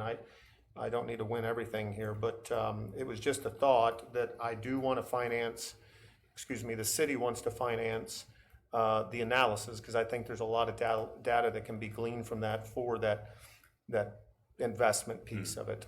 And I didn't know what council's opinion of that was. So if I'm in the minority, don't let me belabor your decision as the majority. No, it's up to you. I'm fine with either a text amendment to the agreement or keeping it as it is and just going through the work session and then making an adjustment potentially. Yeah, we can make an addendum or a rider to modify the terms if we need to. And you know, to be honest, as I've said from the get go, and I've worked with Matt, and when Laura was here, you know, we, as Tori mentioned, it was $100,000, and you know, the money didn't come in the same way we thought, and so we put it on hold. We obviously appreciate the importance of what we do from the chamber side, the importance for what Greg does from the EDC side, knowing that the CVB is new. It's going to be the same thing. And frankly, part of the April-October schedule, to whoever brought it up, was based on the fact of when the money would come in. We're not going to go spending if we don't believe that the funds are there for us to expend to make that investment in that organization until we move forward. And so, I mean, to your concern of being good stewards of the money, we will be doing the exact same thing. We're not looking just to spend it to go out and spend it and say we did something extra. We want to make sure we use it for the right things. That's the whole reason for the work session, so. But, yes, I mean, so what's gonna happen at the work session? You say, well, no, I think after Jason's presentation, we should only give 30,000 to the CVB, and because I don't know, I mean, and then as you go through the year, you think, wow, this would have been a great project, or this would have been great for this, but I mean, do you have all that money exactly planned out, or is some of that? It's hard because a lot of it's going to be, you know, if we're going to be looking at the study, as Randy mentioned, you know, we don't know until we start getting into the study, you know, in terms of data collection, all that kind of stuff, and we have rough estimates on certain things, but nothing is exact until we actually go out, put out a request for proposals on some of that stuff. Now, certain things are exact. I mean, I know what our investment in Visit Casey is. I don't know, as an example, like Danica and I were saying, you know, I don't know what that investment will be for the air show.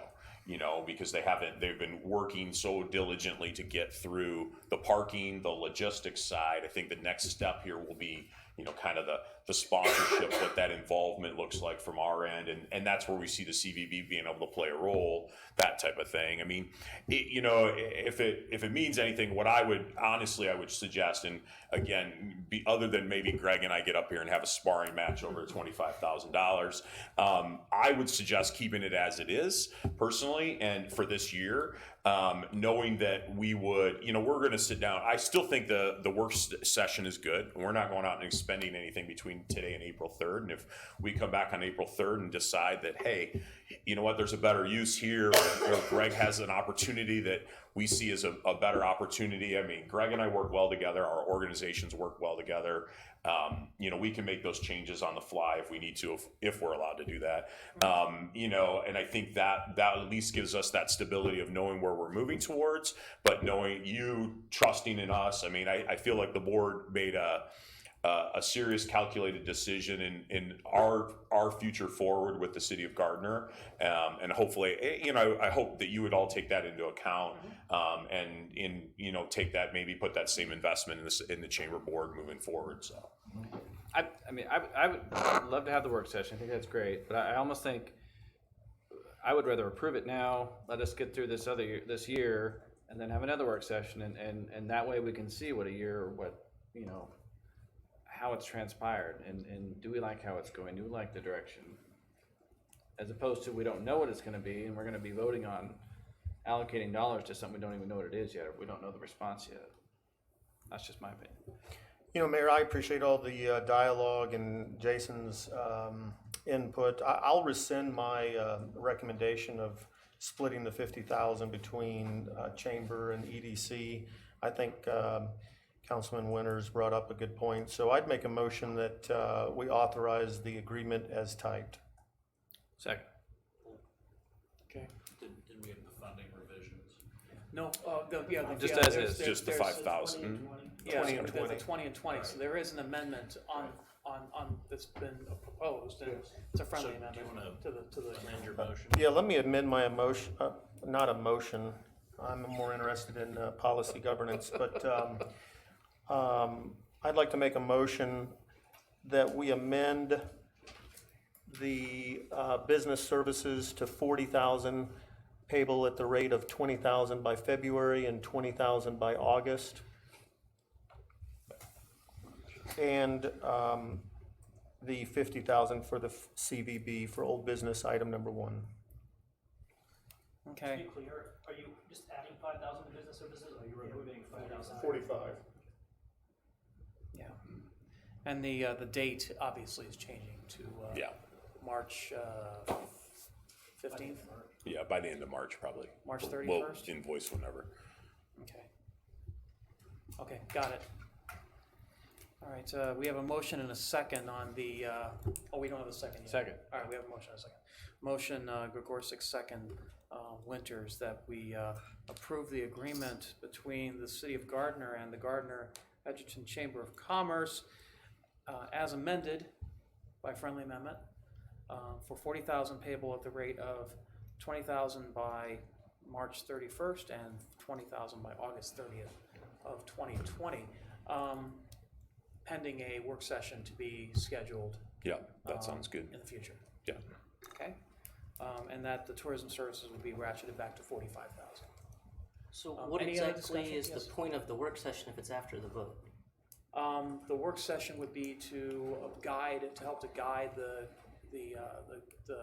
Chamber of Commerce and allocation of those dollars.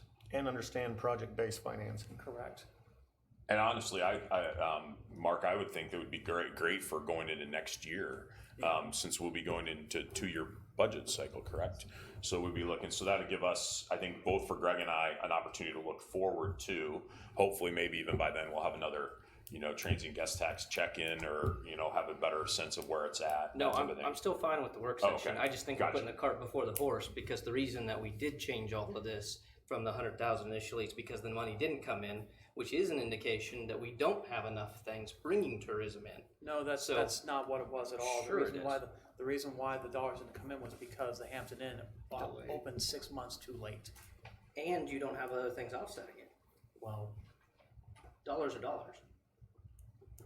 certainly we expected dollars to come in the first half of the year that did not come in because the Hampton Inn was not open.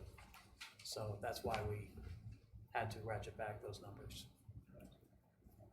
So, there's a motion on the table and a second. In further discussion, I will entertain a vote. All those in favor indicate by saying aye. Aye. All opposed? Nay. All right, any abstentions? The contract passes 3 Thank you. votes to 1. Thank you very much. All right, thank you. All right, new business item number 1.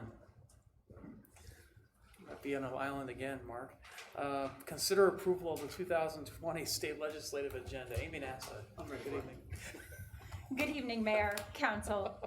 This year, staff worked closely with governing body leadership to finalize the state legislative agenda in order to provide the governing body and staff with a list of legislative topics that have been deemed to be of particular interest to the city.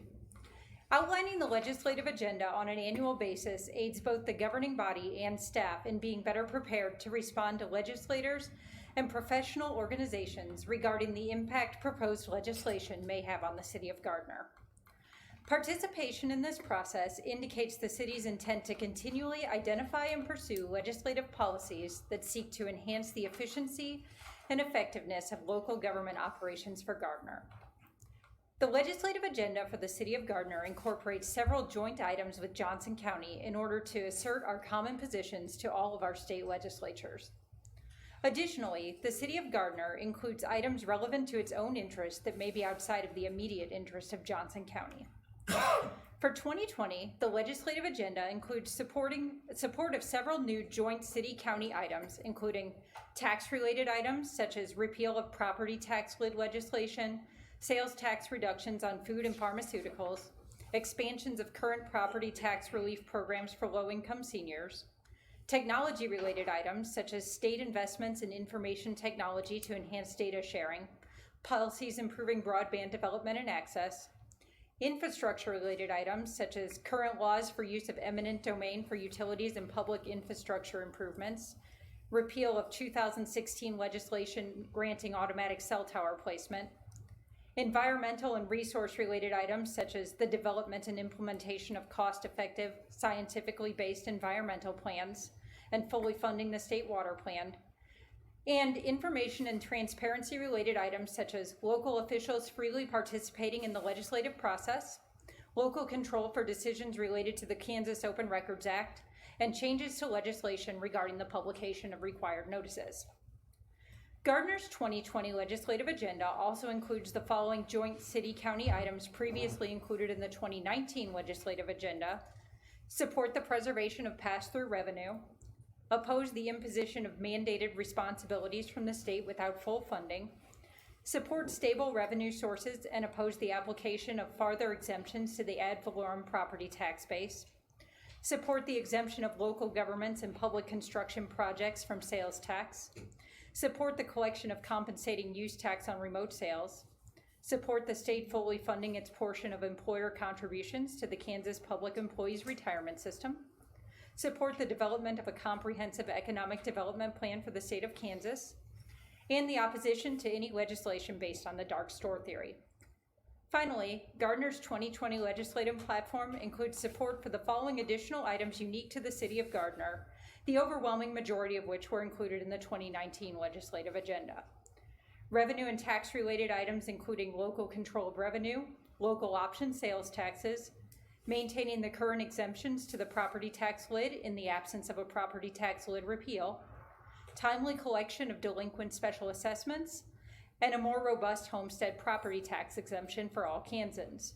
Transportation-related items, including a state program for funding transportation improvements, funding for local programs in the Special City-County Highway Fund, funding KDOT preservation and preventative maintenance, KDOT aviation funding, and finding new sources of revenue to increase transportation funding. Gardner additionally supports the handling of protections for individuals against discrimination at the state and federal levels. Staff recommends that the City Council approve the 2020 state legislative agenda for the City of Gardner. All right, thank you, Amy, appreciate it. Any public comments on new business item number 1? Seeing none, any questions for Amy? And I know you're just chomping at the bit to get right in there, Mark, so. I can just vote no. Okay. I think this is still what it was before. It's essentially smoke and mirrors, because KLM presenting this and then us looking at it, and it looks like staff has put a lot of extra time in this year. So I don't know if that was you, Amy, but if so, great job.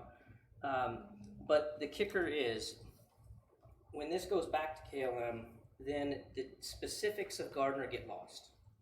So essentially everything in there that says the City of Gardner, only if their board agrees to it does it stay. So like when we removed the Medicare expansion, it was still in there. So when it goes and gets laid on every legislator's desk, they don't see Gardner. So I feel like if we're going to spend the time and energy to make an agenda and then actually want it discussed with the state legislature, then we should be having a meeting. We should be creating this, and then city staff should be having a meeting with our 3 legislators instead of throwing this up to a statewide lobbyist and then it coming back down and no specific details going to our legislators about us. Well, I will mention a couple things right off the bat. First of all, the legislative agenda is our legislative agenda. It does not get passed up to LKM for them to lobby on our behalf, okay? That isn't going back. No, it's not. So who's it going to? It's going to our legislators. Only our 3? No, it's going to all state legislators. I mean, we can pass it. In fact, there's some information here about, freely lobbying our legislators on behalf of the city. So Which is what we should be doing. Yes, and we have to have a position paper for that one, don't we? Our position paper is our legislative agenda. Sure. So that's why it's important. We're not deferring our ability to lobby our legislators to the League of Kansas Municipalities. That's not their job. I mean, they do lobby, but they're not going to lobby for Gardner. They're going to lobby for their membership, which is all cities of Kansas. Correct, but we're not all cities in Kansas. We're Gardner, Kansas. Exactly. So when we're they significantly different from a lot of cities in Kansas. So when you look at their final document that gets put out there, it does not have specifics about Gardner and say, Derby supports this, Gardner supports this, Johnson County supports this. So it's being diluted. If we want to have this agenda, which is fine, and take it to our legislators directly, that's perfectly fine. Then But that's don't think the that reason to that pass this it. is going up and No. going distributed to everybody and Never it's felt going that to be way. seen that way. Never felt that way. We are an outlier in so many ways with our legislative agenda vis-a-vis other communities, even in Johnson County, that, we're unique. We're So- unique in many ways. So does that mean we have a meeting scheduled, staff, with our 3 legislators? I think that would be something we could work on. I mean, we need to have a legislative report anyway. We haven't had one with our legislative delegation for quite a while, and probably need to have one. So if that's what you would like to see, I think we could probably get that arranged. So, I would think approving this, you could still do whatever you want. I mean, you could Yeah. give it to the league, you could meet with your legislators. You I mean, can, I just think that. we know when we when give it to the league, it'll go down the When memory we say hole, this so- is our agenda. Yeah. And we make it seem like, oh, we're passing this up and it's going to actually do something. And then it's just diluted and forgotten about. So I think if we're gonna put all this time and energy into it and approve it as this legislative body, then we need to do something with it that actually makes a connection for all of our representatives of this city to the state. I've got no problem sending this final document out to every single one of our legislative delegations. Say, this is what we want you to work toward on our behalf. You know, I excuse was me. just gonna say, my experience with other municipalities is some of them are much more aggressive about pushing their legislative agenda by Overland Park? sending representatives to Topeka, Yes. having full-time staff members up there, hiring lobbyists, lobbyists that show up and prepare written testimony and testify on related bills. And you don't even have to hire a full-time lobbyist. You can hire a lobbyist who represents like-minded communities, and where you're not paying a huge nut in terms of cost. It's all about how aggressive and how many resources you want to put towards lobbying your agenda. Yeah, Mayor, I listened to Mark this time last year in a curious manner because I wasn't quite tracking what he was saying, and I kind of wanted to let it flush out. A couple of weeks ago, I was in Topeka, and I saw just what Mr. Dink spoke of, lobbyists, and I had lunch with some of them, matter of fact, but that were there on behalf of a community, Overland Park being one of them, about a certain Senate bill.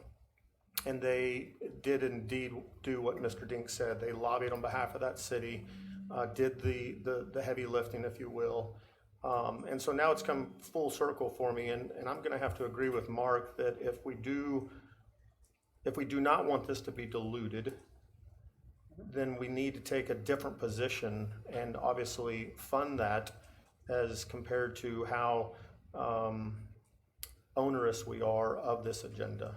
So I would have to support Mark in getting a meeting together with the 2 state senators and our representative and having this in hand. And then if we have onesie twosies, maybe 3 different items, we'll say Medicare, Medicaid as an example, that we want to have a lobbying effort on our behalf and the constituents' behalf, then so be it. But I think Mark is exactly right on this after kind of watching it for a year. So I'd support where Mark's headed. And I would not be against what Mark's looking for either. I mean, from the standpoint, I mean, the document is as effective as we choose to make it. And that's his point. I mean, if we pass this on and expect somebody else to lobby on our behalf, they probably won't. That's my point. I mean, we have to lobby on our behalf, and that means contacting representatives and senators and doing the legwork. And I think that as elected officials, we're in the perfect position to do that, and we should be. Right, I think this legislative body takes input from our city residents and businesses, puts together the agenda together with staff. I mean, staff did all the legwork, we're approving.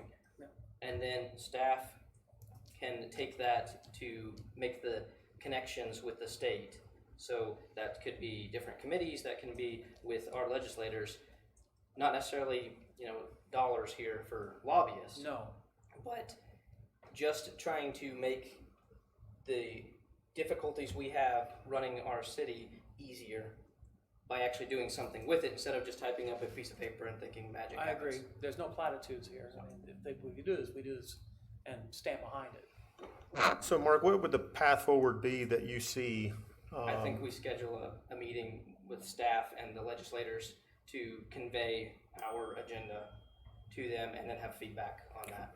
Yep. I would agree. Which is, it's related to this. Of course, we can't do that without passing the actual agenda. So, True story. I will entertain a motion on passing the legislative agenda for 2020. So moved. Second. Motion Winter, second Gregorczyk, that we approve the 2020 state legislative agenda for the city of Gardner. All those in favor indicate by saying aye. Aye. All opposed? Any abstentions? New business item number 1 passes. That was a robust and good discussion. I appreciate that. New business item number 2. Yes, I don't want me to fight it anymore. Hey, you didn't have to fight very much. New Thank business you, item. Welcome. New business item number 2, consider adopting an ordinance amending sections of the Gardner Municipal Code levying certain fees to be established by the governing body by resolution. Hi, Amy. Good evening again. This is the first of 2 housekeeping ordinances to be presented tonight related to the levying of fees to be established by the governing body by resolution. This ordinance provides for an update to 8 sections of the Gardner Municipal Code to provide consistent language for the levying of fees by the governing body. The intent of this ordinance is threefold. 1, to provide consistency and/or clarity with regard to how fees and charges for certain items shall be established. All of these items, with the exception of the homestead farming permit, are items staff currently collects fees for. 2, to ensure that administrative costs associated with each item are accounted for and charged accordingly, so that only those wishing to obtain a service pay for said service, rather than inadvertently subsidizing specific services due to potential inconsistencies in fee assessment. And 3, to ensure that all staff, citizens, and others have access to the same list of fees, so that there is transparency for citizens and others, and so that staff are better empowered to assess and collect fees appropriately. The sections of code to be amended are located in Titles 8, which includes permits for foundation repairs, roofs, and fences, 13, which includes water tap and sewer tap inspection fees, and 17, which includes in-home daycare, homestead farming, and temporary use permits for food trucks. It should be noted that the proposed ordinance in and of itself does not set any fees. The ordinance gives the governing body the ability to set these fees by resolution as they see fit. Such a resolution will be presented for your consideration at an upcoming city council meeting. Okay, thank you very much, Amy. Any public comment on new business item number 2? Seeing none, any questions for Amy on this? And the clarification is that we're not setting any fees. You are not setting any fees this evening. You may be setting them at either the March 16th or the first council meeting in April, depending when we get the rest of the code changes completed, because there are a few additional code changes that need to be made in addition to these 2 ordinances to be passed tonight. Okay, and just to clarify, some of these fees are being assessed, but they're being assessed as a, yes? And hopefully to answer the short version of this question is, Yes. all of the items that she's listed currently have a fee associated with them that's currently being collected, with the exception of 1, and that is the farmstead or the homestead section, which is recently been added to the LTC, and partly because of the recent annexations we've done. We have farm-orientated businesses that are certified or approved by the state and are licensed to do certain things like the flower shop on Moonlight Road and the Turner Barn, etc. And we had to add a section to our code that will allow us to collect a fee if necessary for those activities. So that's the only one we currently do not have a fee in place for. Does this replace any existing fees that are at the county level? We actually haven't looked at that yet, but it very well could be that same dollar amount or some similar amount. We're gathering data on what the fee should be at this point in time. Okay. Can you go a little more detail on that though? What is the necessity of the fee? Why do we charge the fee for that? If we're permitting an activity, for example, we permit the daycares inside the city limits as a business activity in the home.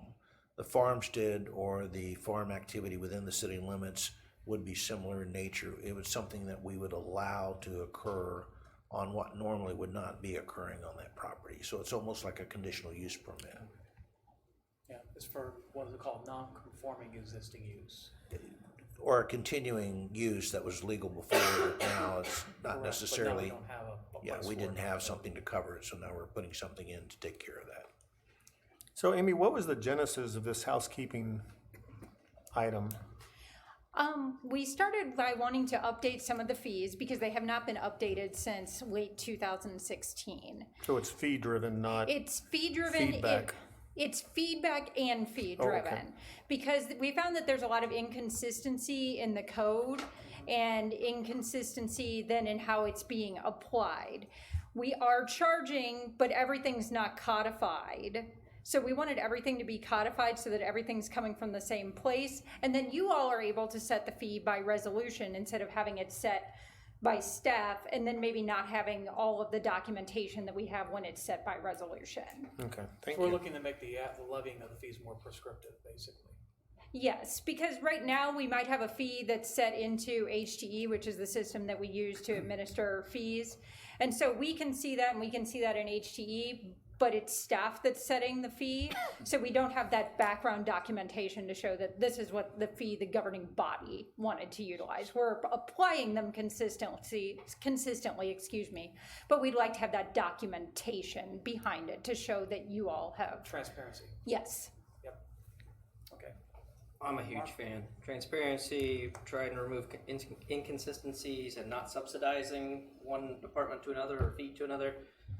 You got me. Okay. Well, that being said, I'll entertain a motion on So new business moved. item two. Motion Gregor, second Baldwin, that we adopt ordinance number 2652, correct? An ordinance amending sections 8060.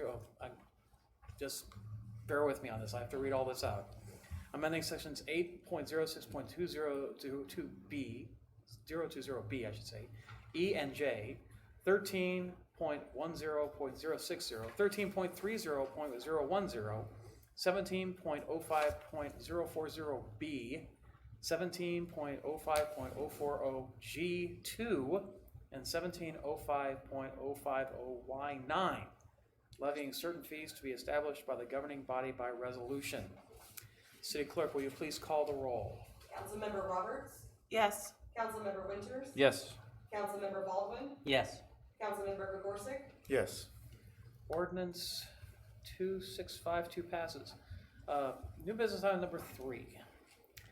Consider adopting an ordinance amending sections of the Gardner Municipal Code relating to the payment of fees for certain services, permits, and licenses.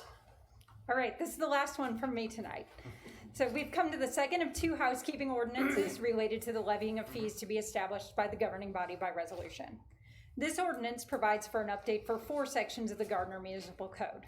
As with the previous ordinance, the purpose is to provide consistency and/or clarity with regard to how fees and charges for certain items shall be established. This ordinance is being presented separately as the sections to be amended consist of simple language changes to fees already included in the code, rather than providing for the actual codification of these fees. So GMC 245-120 pertaining to open records has been modified to remove language necessitating staff's establishment of fees. This provides consistency with other fees and allows fees to be more transparent and easily available to the general public through their inclusion in a resolution to be passed by the governing body. GMC 11-05090 pertains to hangar rates. GMC 12-05117B pertaining to right-of-way permits and fees, and GMC 14-01607A pertaining to land disturbance permit fees have all been modified to clarify that the governing body is to set the fees by resolution. These sections previously allowed for the governing body and/or city council to set the fees, but did not establish the mechanism for doing so. Providing clarification that all of these fees are to be set by the full body by resolution provides consistency with other codified fees. As with the ordinance presented previously, it should be noted that this proposed ordinance in and of itself does not set any fees. The ordinance gives the governing body the ability to set these fees by resolution as they see fit. Such a resolution will be presented for your consideration at an upcoming city council meeting. Thanks, Amy. Any public comment on new business item number 3? I thought that Danica was getting up to speak. Darn it. Seeing none, any questions for Amy on this? I have one, and it's more clarification. GMC 2.45.120 pertaining to open records.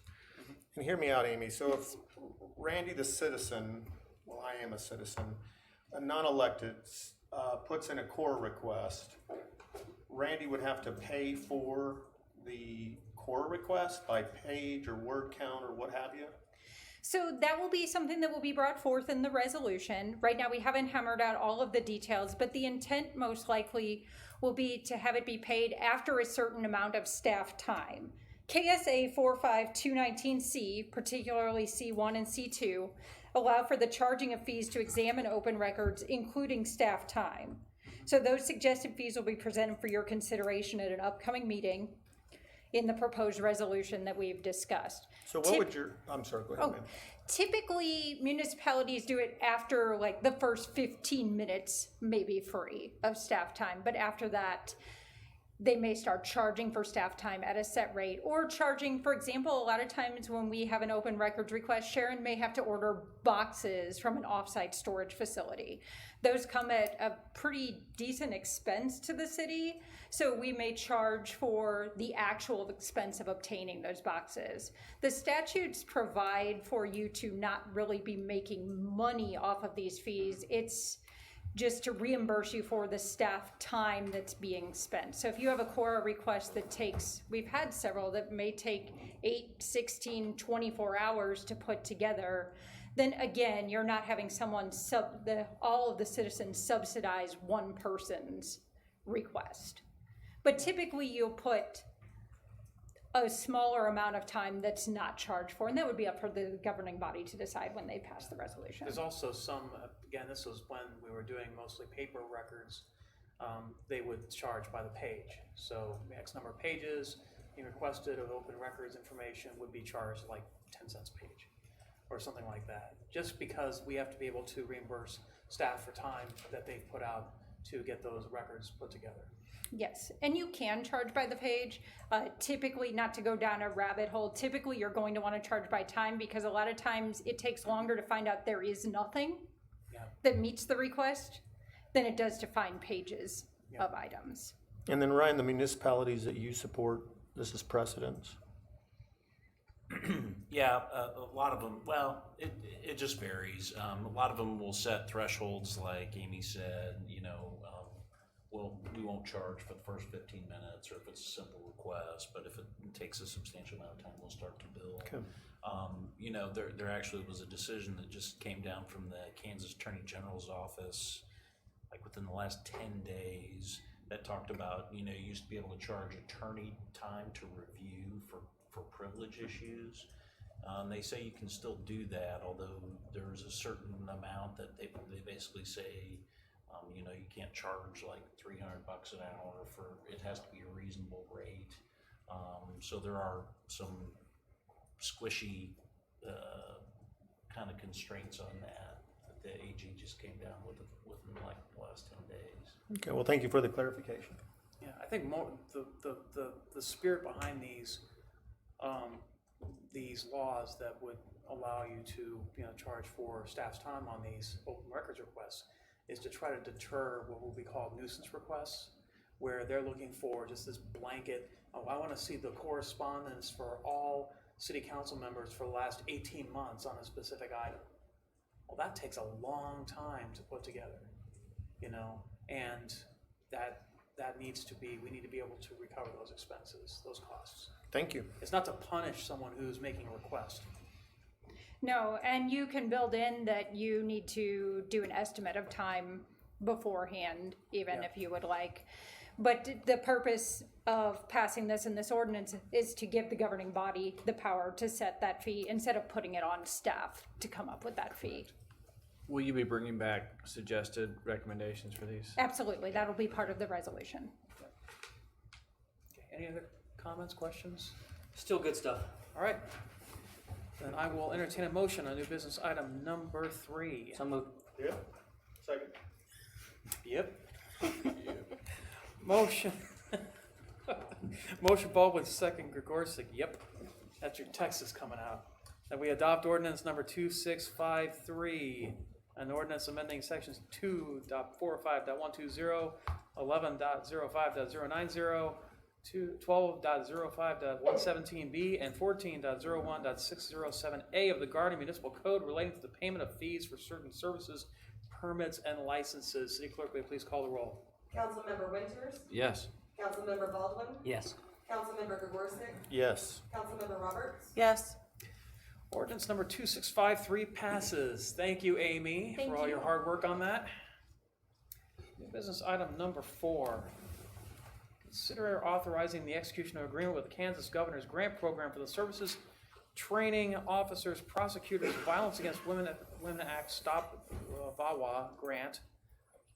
Stop VAWA. Interesting. Lee Crowd. It is so nice to see you at the podium, sir. Thank you, Mayor. It's been a little while. Yeah. Chief Belcher wasn't able to attend tonight, so he's asked me to present for the department. I just want to jump in a little bit with some background on this. In 2018, in Gardner, we had 134 domestic violence offenses, which is up from 78 cases in 2017 for a 72% increase. And that was just in domestic violence. Sexual violence is also on the rise in Gardner right now. In 2017, we had 11 reported rape cases. In 2018, that had jumped to 22 for a 200% increase. According to some national studies, 1 in 6 women will be a victim of a completed or an attempted rape in her lifetime. But less than 20% of those rapes will actually be reported to the police department, or to anybody in some cases. Currently, the Gardner Police Department does not have a detective that is dedicated to domestic violence and sexual violence. Studies show that people who become victims of crimes are generally more at risk to be re-victimized. By funding this, it would assist us and give us a chance to protect those victims from intimidation and to educate them a little bit more, and hopefully decrease their likelihood of being re-victimized. And also it basically would help the community to just feel safer and more secure. So the nature of these particular crimes, the domestic violence and the sexual violence and the domestic abuse, requires more time and resources from law enforcement, because we have to work with those victims much more closely throughout the entire process, as opposed to maybe just talking to them when you're taking a report, and then again when we either hit a dead end or recover whatever, if they've had something stolen. To where in this case, we really need to work with them throughout the whole process. By working with them, it allows us to hopefully decrease that chance of them being re-victimized. So, in November of 2019, we applied for these grant funds through the KGGP for this initiative. There were delays at the state level. It actually had nothing to do with anything we did. It was just at the state level itself. So we were not notified until February 20th that we had actually been approved through the state to receive this grant. As a result of that, the grant has been changed from a full 1 year. The state has readjusted it to a 9-month period for 2020. There is a 25% minimum match that goes with this grant. So the financial impact of all of that for the city for 2020 would be that the grant, the KGGP grant, would pay $57,471 towards that position, and the city's part of that, the 25%, would be $18,839. So it is the staff's recommendation that the council authorize the execution of this agreement. Okay, thank you very much, Captain. Appreciate it. Any public comment on new business item number 4? Seeing none. Any questions for the captain? I have a question. So is this grant just for this year, or is it ongoing every year? Do we have to reapply? Good question. Currently, this particular one that we were talking about would be for 2020. Okay. We have been told that as of right now, there will be an opportunity to attempt again for at least next year. Could continue. It just depends on how long the state funding continues. So one of the benefits of what we've already gone through, which has entailed us having to work with the state for some policies and things like that. So all that work is already done. And the fact that they've already agreed to award us this obviously probably puts us in a better position to possibly get it renewed next year if that funding continues to be available. If the funding didn't continue, would we have the means to pay for the position going forward? We would hope to be able to, yes. I have a question, and it's about a $300 difference. In your financial impact, it states that the city of Gardner needs to contribute $18,839. In the Kansas Governor Grant Program verbiage, they reference $19,157. It's about a $300 difference, but I just want to be sure that we're funding the right number to meet the objective of this great program from the state's perspective. And I'm going to have to apologize for not having the exact answer to that.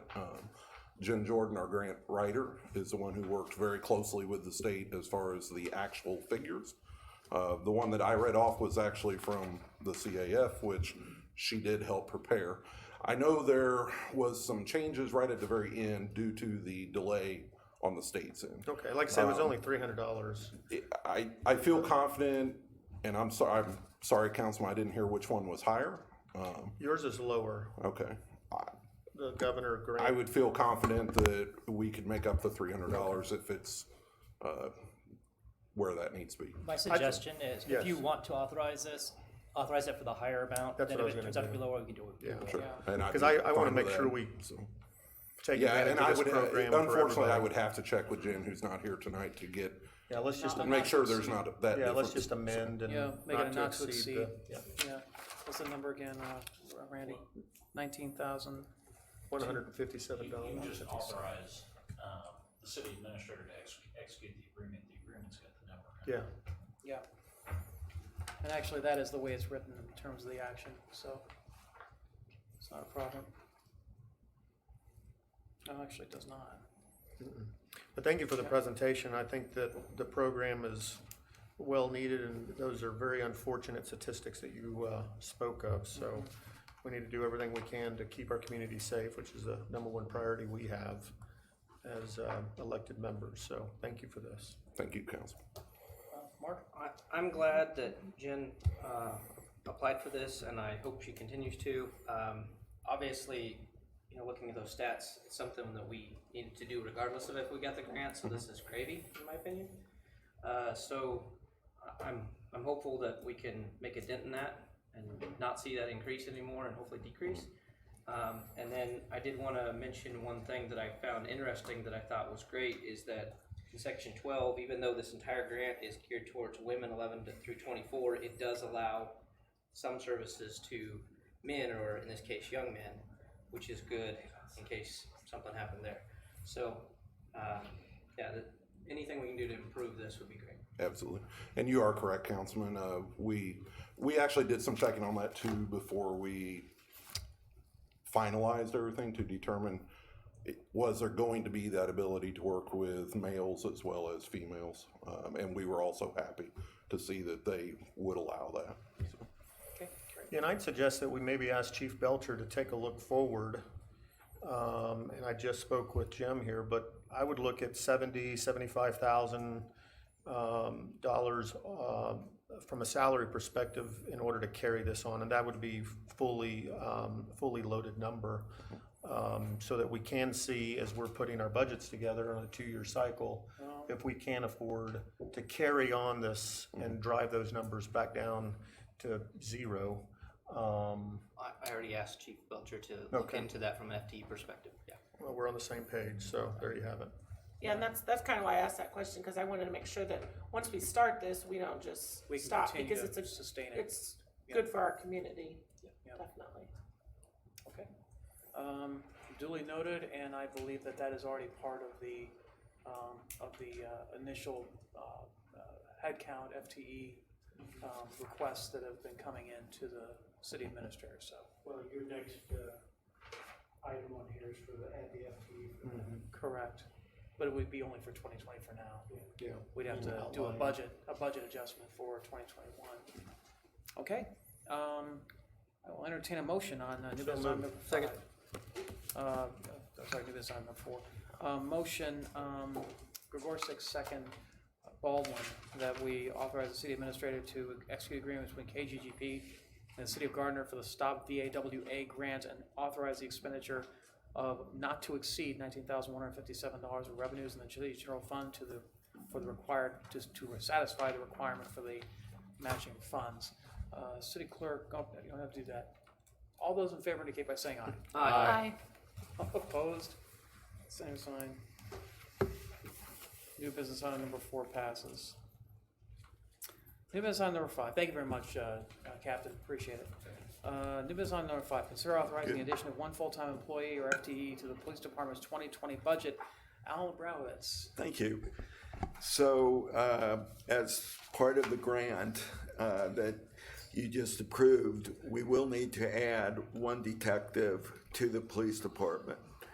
So the city council, you authorized an agreement between the city of Gardner and Kansas Governor's grant program to initiate the implementation of a special investigative position that specifically addresses violent crimes committed against women, including sexual assault and domestic violence, by hiring a detective dedicated to that position. Currently, the police department has 1 detective sergeant and 2 police detectives. As a result of the agreement with KGGP, staff is requesting 1 additional police detective FTE for the police department. This would increase the total police department FTEs from 39 to 40. And the financial impact, of course, is as stated earlier. And then the suggested motion is to authorize the addition of 1 full-time employee to the police department's 2020 budget. Thank you, Alan. Any public comment on new business item number 5? Seeing none, any questions for Alan or staff? Just update that to $19,157. Yeah. Okay. But we're not, that's not part of the action. I know that's not part of the action, so. Just for the record. Yeah, just for the record. Just for the record, yeah, I understand. It's just part of the financial impact portion of the council action form. All right, I will entertain a motion on new business item number 5. So moved. Second. Motion, Baldwin, second, Gorsick, that we authorize the addition of 1 full-time employee to the police department's 2020 budget. Right. All those in favor indicate by saying aye. Aye. Opposed, any abstentions? New business Thank item you. number 5 passes. Thank you, Alan. New business item number 6, consider adopting an ordinance condemning land for the location, laying out, construction, reconstruction, operation, use, maintenance, and repair of a roadway improvement project known as the 191st Street Realignment Project. I am excited. Michael Kramer, I'm sure you are too. Yeah, so last year we brought to you the eminent domain ordinance for the project, covered a number of properties. Since then, we've entered into proceedings with some and are continuing to negotiate. And in this particular track 3, we're continuing to negotiate with at this time, but we did have to, partly at the owner's request and partly to meet our needs, to update the legal descriptions on the property for the temporary easements in particular, to allow on the south side shrinking it down, and this is for Phillips 66, the existing Phillips 66 and car wash to access Locust, and on the north side providing for another driveway location. And so this is a new ordinance that allows us to, if we need to enter into eminent domain action on the property if we cannot reach an agreement with them. Understood. Any public comment on new business item number 6? Seeing none, any questions for Michael on this? Michael, what is the timeline prior to eminent domain being exercised? So the timeline from this point, it really depends on how the negotiations go, I believe. Okay. And would that be correct? And that'd be the strip of 191st parallel to the southern side of the gas station, leading up to the new gooseneck. Going west, yes, that'd be part of it. Okay. It's the auxiliary entrance that would be punched through to Locust, basically. Right, and then the northwest entrance would be still on the table for that same gas station. Correct. It's just on the north side of the car wash there. Mm-hmm. Okay, thank you. And this is the last piece, right, of the puzzle for the realignment project? The last piece, as far as the all of the property acquisitions, we still have some others that we're continuing to negotiate on. Sure. Or are already in the eminent Access domain points and process. things like that, but for the most part, we can, once this land is secured, you know, whether it's through negotiation or whether it's through condemnation, we can start working on getting 191st Street realigned. Correct. And to be clear, as far as the overall project, we're in the final plan reviews with KDOT, and we do have, you know, not just this property, but multiple properties, Correct. either in negotiation or eminent domain action. Yep. All right. But this is the acquisitions are, you know, critical towards the timeline. Absolutely. That's why I'm excited to see this moving forward. So, that being said, I'll entertain a motion on ordinance number 2654. Second. Motion Gregorczyk, second Baldwin, that we adopt ordinance number 2654. An ordinance condemning land for the location, laying out, construction, reconstruction, operation, use, maintenance, and repair of roadway improvement project known as the 191st Street Realignment Project located within the city of Gardner, Johnson County, Kansas, directing the city attorney to institute eminent domain proceedings as provided by law to acquire the tracts and parcels of land described in this ordinance. City clerk, will you please call the roll? Councilmember Baldwin, Yes.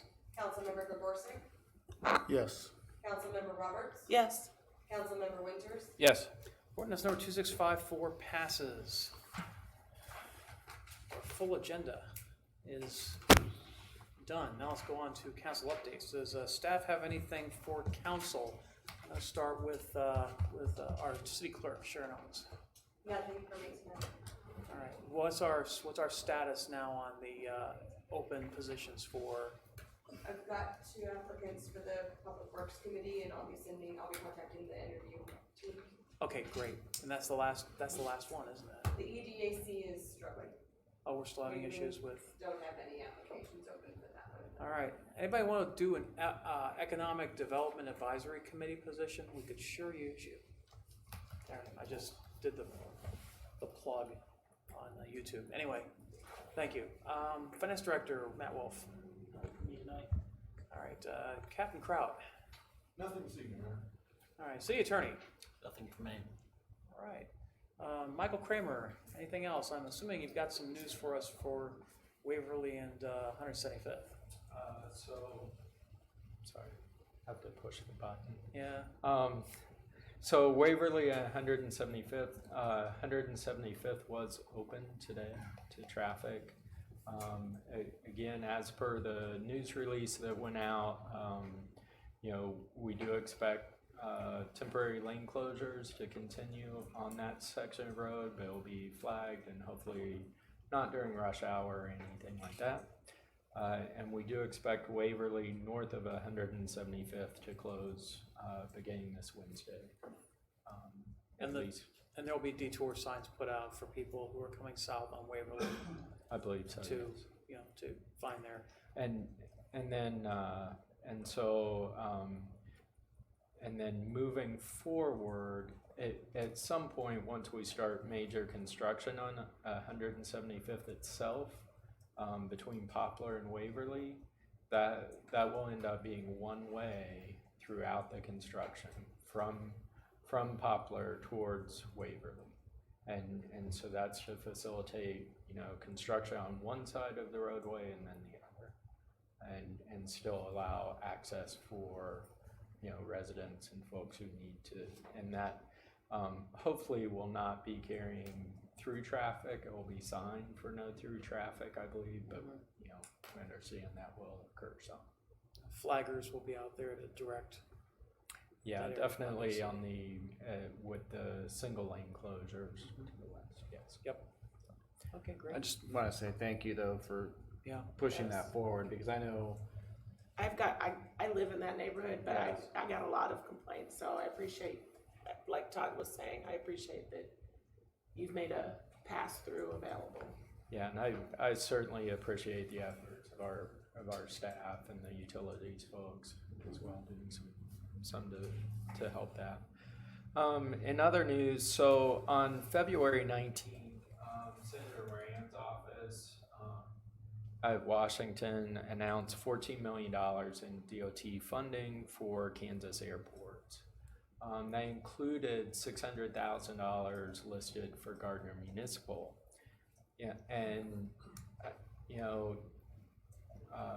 this is a kind of announcement that we really don't like to see out of a senator's office, because it was really announcing money we already knew about and had, and it's already pledged towards the Baker project, the Baker land acquisition. So it's not new money, it's existing funding.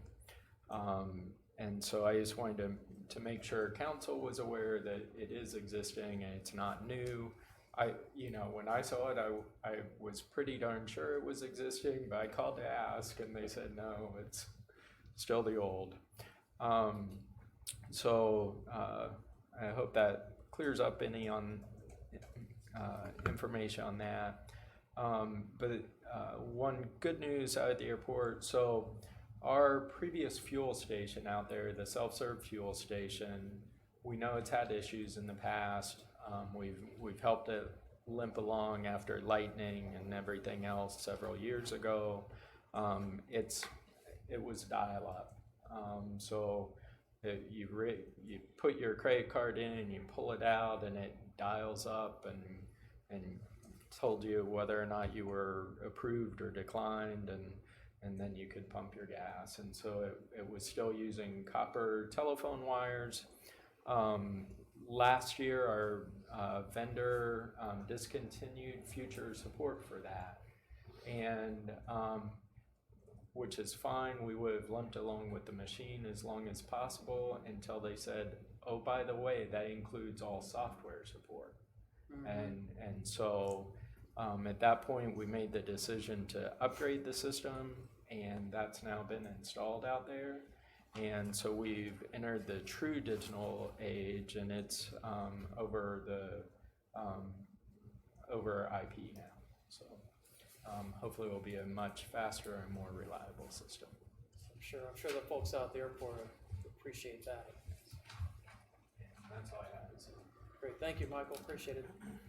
Larry Powell. Thank you, Mayor.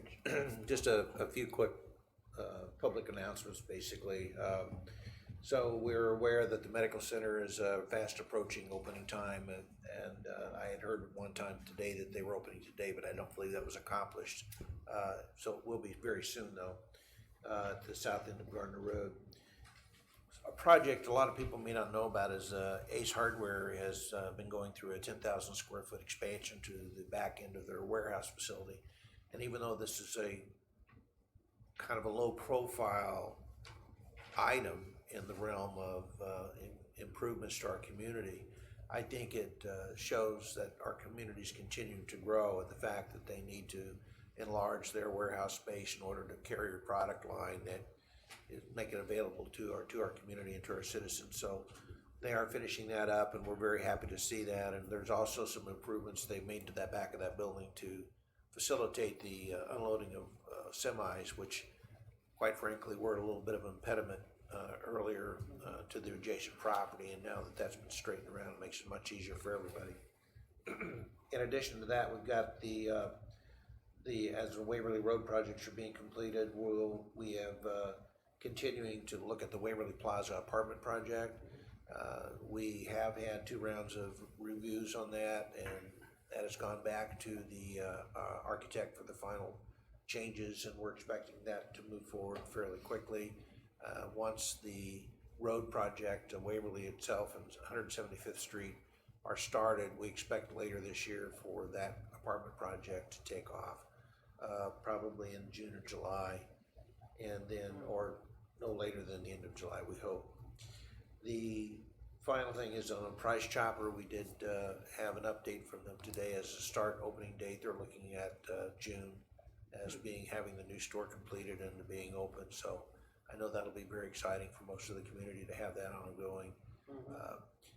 A word of caution: the parking lot is still a work in progress, as is the road. The road that leads into to the new Waverly, or excuse me, to the new Price Chopper, of course, will be completed before the stores open, but the parking lot itself will be an additional, slightly after the fact project that'll be completed within the same time frame, within a couple of months. So by the end of this summer, everything should be pretty well completed with the upgrade of the new store and with the upgrade of the parking lot for the rest of the parking area. The old Price Chopper store will close, and then hopefully at some point in the near future, it will go through some type of renovation and remodeling and be made available for additional retail. So we'll have to see how that works out as time goes on. So. Okay, great. Thanks, Larry. Appreciate it. Did you have a question? All right, I thought you raised your hand. Jason Bruce. Nothing tonight. All right, Utilities, Gonzo Garcia. Nothing tonight. All right, great. All right, City Administrator. Yeah, I'm gonna be out tomorrow for a federal trial, but I'm gonna send a calendar invite for April 6th to everybody to check your availability, so look for that by the end of the week. Okay, great. Thank you, Jim. Appreciate it. All right, does council have anything for staff? I'm gonna start with our council president for once. So the woman that was here, like Maria, or She's still there. Yeah. oh, I'm sorry. Okay. Yes. I'm glad you stayed. Thank you. I've had another couple complaints about this. The people, particularly out in Quail Meadows, I believe, with the all-electric houses, their bills have jumped several $100s over the course of a bill. So, do you have any? Can we talk about that, or the reason behind some of that?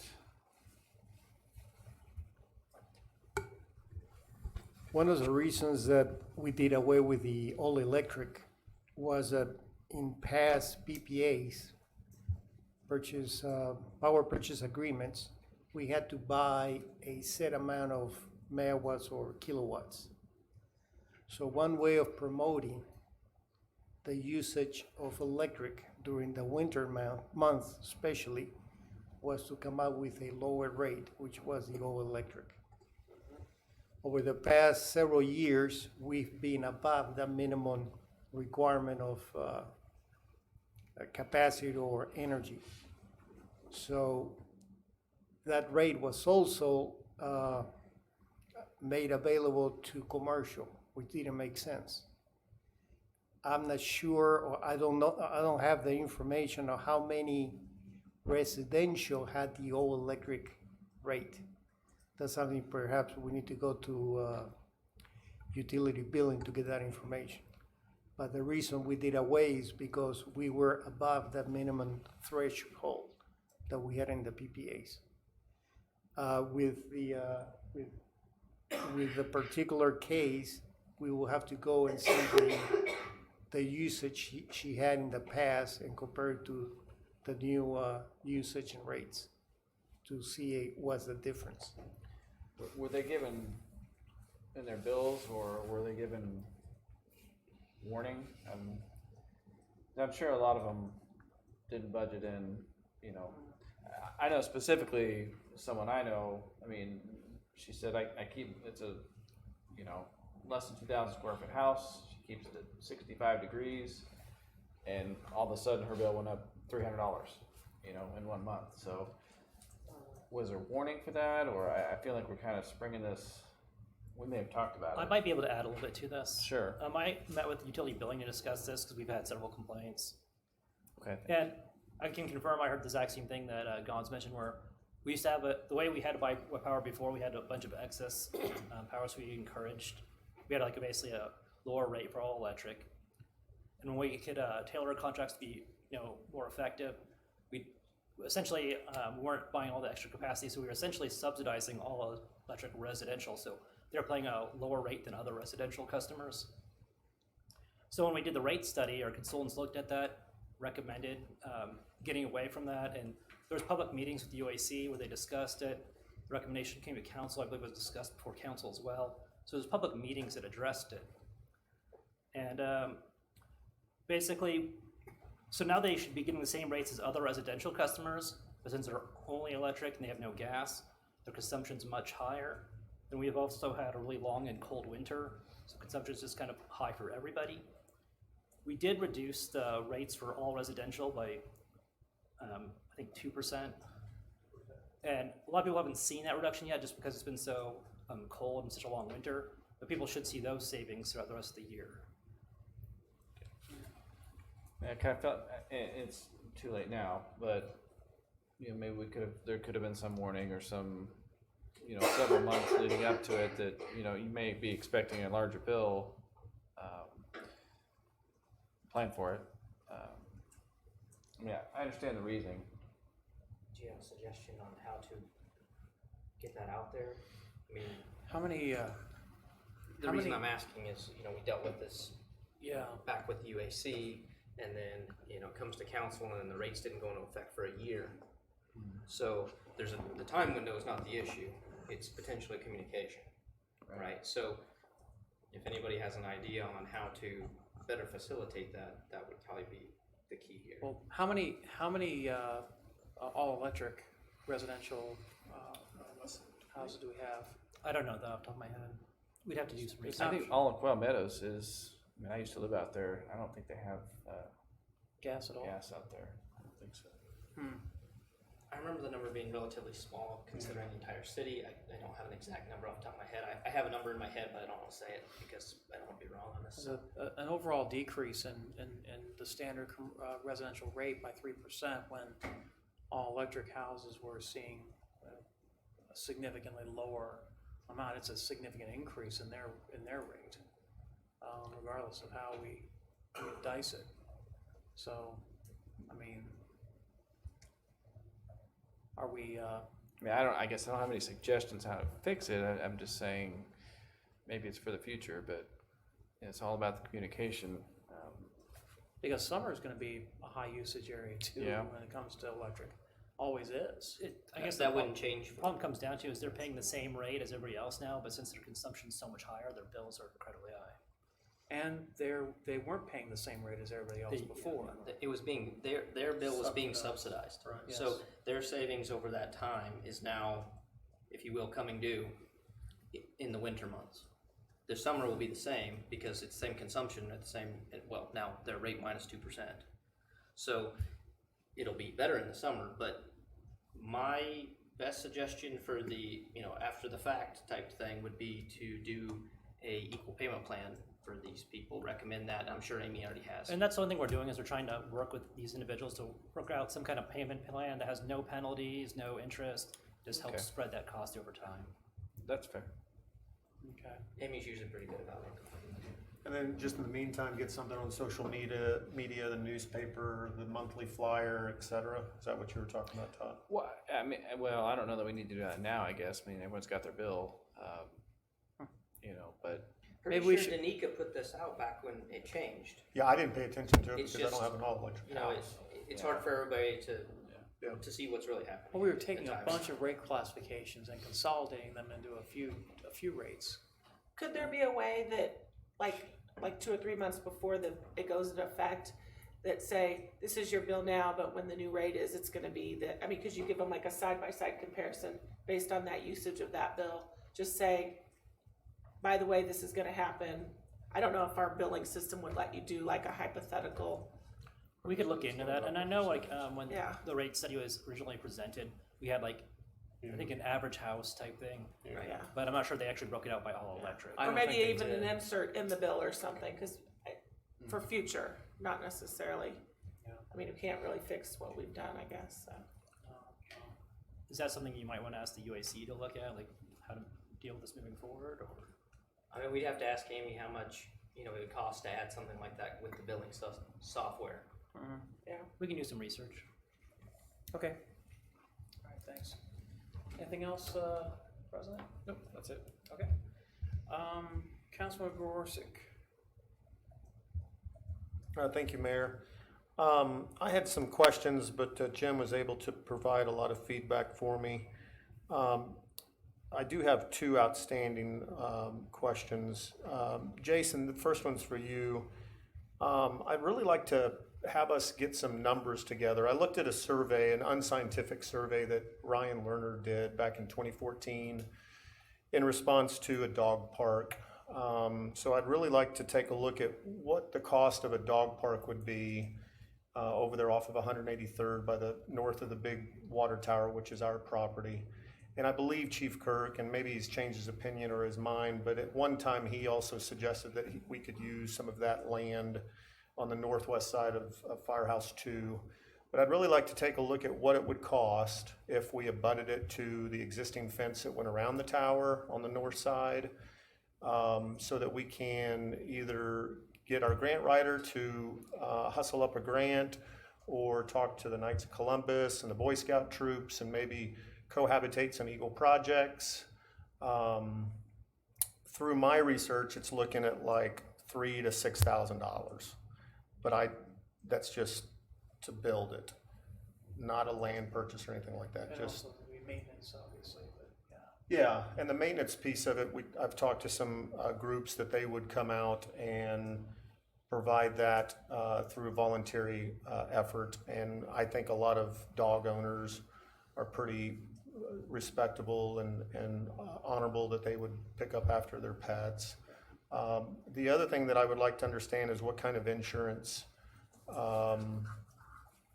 overhead would this create for us, since it is on public property. But I'd just like to get some numbers together to understand what that is so that we can go after that. Within that 2014 unscientific survey, there was a large group of folks that said that they would even contribute to it. I think there was up to $7,000 of verbalized donations. But I think we need to understand what the cost is first and then go back out and speak to these folks that said that they would support it back in 2014. The other item was I spoke. I'm sorry, the point of order. Yes. You had asked if there was a question for Jason. Did you want to address the question? I apologize. No, that's fine. I get tunnel vision. Yeah, I'm not sure what time of the year. I know there's a grant that we have applied for in the past. I'm not sure what time of year that is. It's something I can ask city's grant writer about. As far as cost and infrastructure for dog parks, it just all depends on the amenities. I mean, I've seen $350,000, $400,000 dog parks. Again, it's just all going to depend on the fencing, amenities within the area. So that's something that I can look at and also look into the public-private partnership aspect as well. So maybe that's something I can provide in a Friday Minute memo upcoming here in a couple weeks. Yeah, that'd be fine, and I appreciate that, Jason. I just want to get some sort of target out there. I don't need the Cadillac. I need the old beat-up Ford just to get us out of the gates. And I think Ryan Lerner would be a good conduit for us. I think you guys know each other. But just get a target so that we kind of know whether it's even plausible or doable. And thank you for that, Mayor. No, that's all right. I met with Chief Kurt a week or two ago and followed up with an email about westbound 183rd. And I asked kind of what's the height restrictions of a ladder truck or a heavy, so that if we did, through staff recommendation, put some sort of structure to stop the heavy haul traffic down essentially a residential road, what could we do that wouldn't impede the fire truck? I haven't heard from Chief Kirk, but I'm supposed to schedule another meeting with him sometime this week or early next week. So I just wanted to let everybody know that I'm trying to get that information for you, because I'm very, very passionate about trying to, without just using signage, to stop, not limit, but stop the heavy haul traffic that's cruising it. I was down there over the weekend, over this past Friday, not because of this, but just visiting with somebody in the neighborhood, and that sucker was flying as he was entering the threshold of LPKC. And I can only imagine my daughter running after a ball, or just being a kid, not paying attention, and whammo. So I'm really passionate about figuring out how we can stop the heavy haul traffic into that particular entrance when they've got a $30 million entry a mile and a half, 2 miles down the road. So once I get that, I'll share that with Jim and staff as to what the height restrictions would be to get a ladder truck through, but not a 18-wheeler. Anything else? No, thank you. All right, great. Tori Roberts. I'm good, thank you. All right, and Mark Baldwin, last but not least. I'm good, sir. All right. Thank you. All right, well, don't have a lot. We have a State of the City address coming up in the next 30 days, or 35 days. The official date for State of the City is going to be April 7th, and we're looking forward to it. It's going to be a great event. It's going to be over at the Hampton Inn, and everybody in town is invited for it. And again, looking forward to having a great event. So, with that being said, I will entertain a motion to adjourn. So moved. Second. Motion Baldwin, second Gregorczyk, that we adjourn. All those in favor indicate by saying aye. Aye. All opposed, any abstentions? We are adjourned.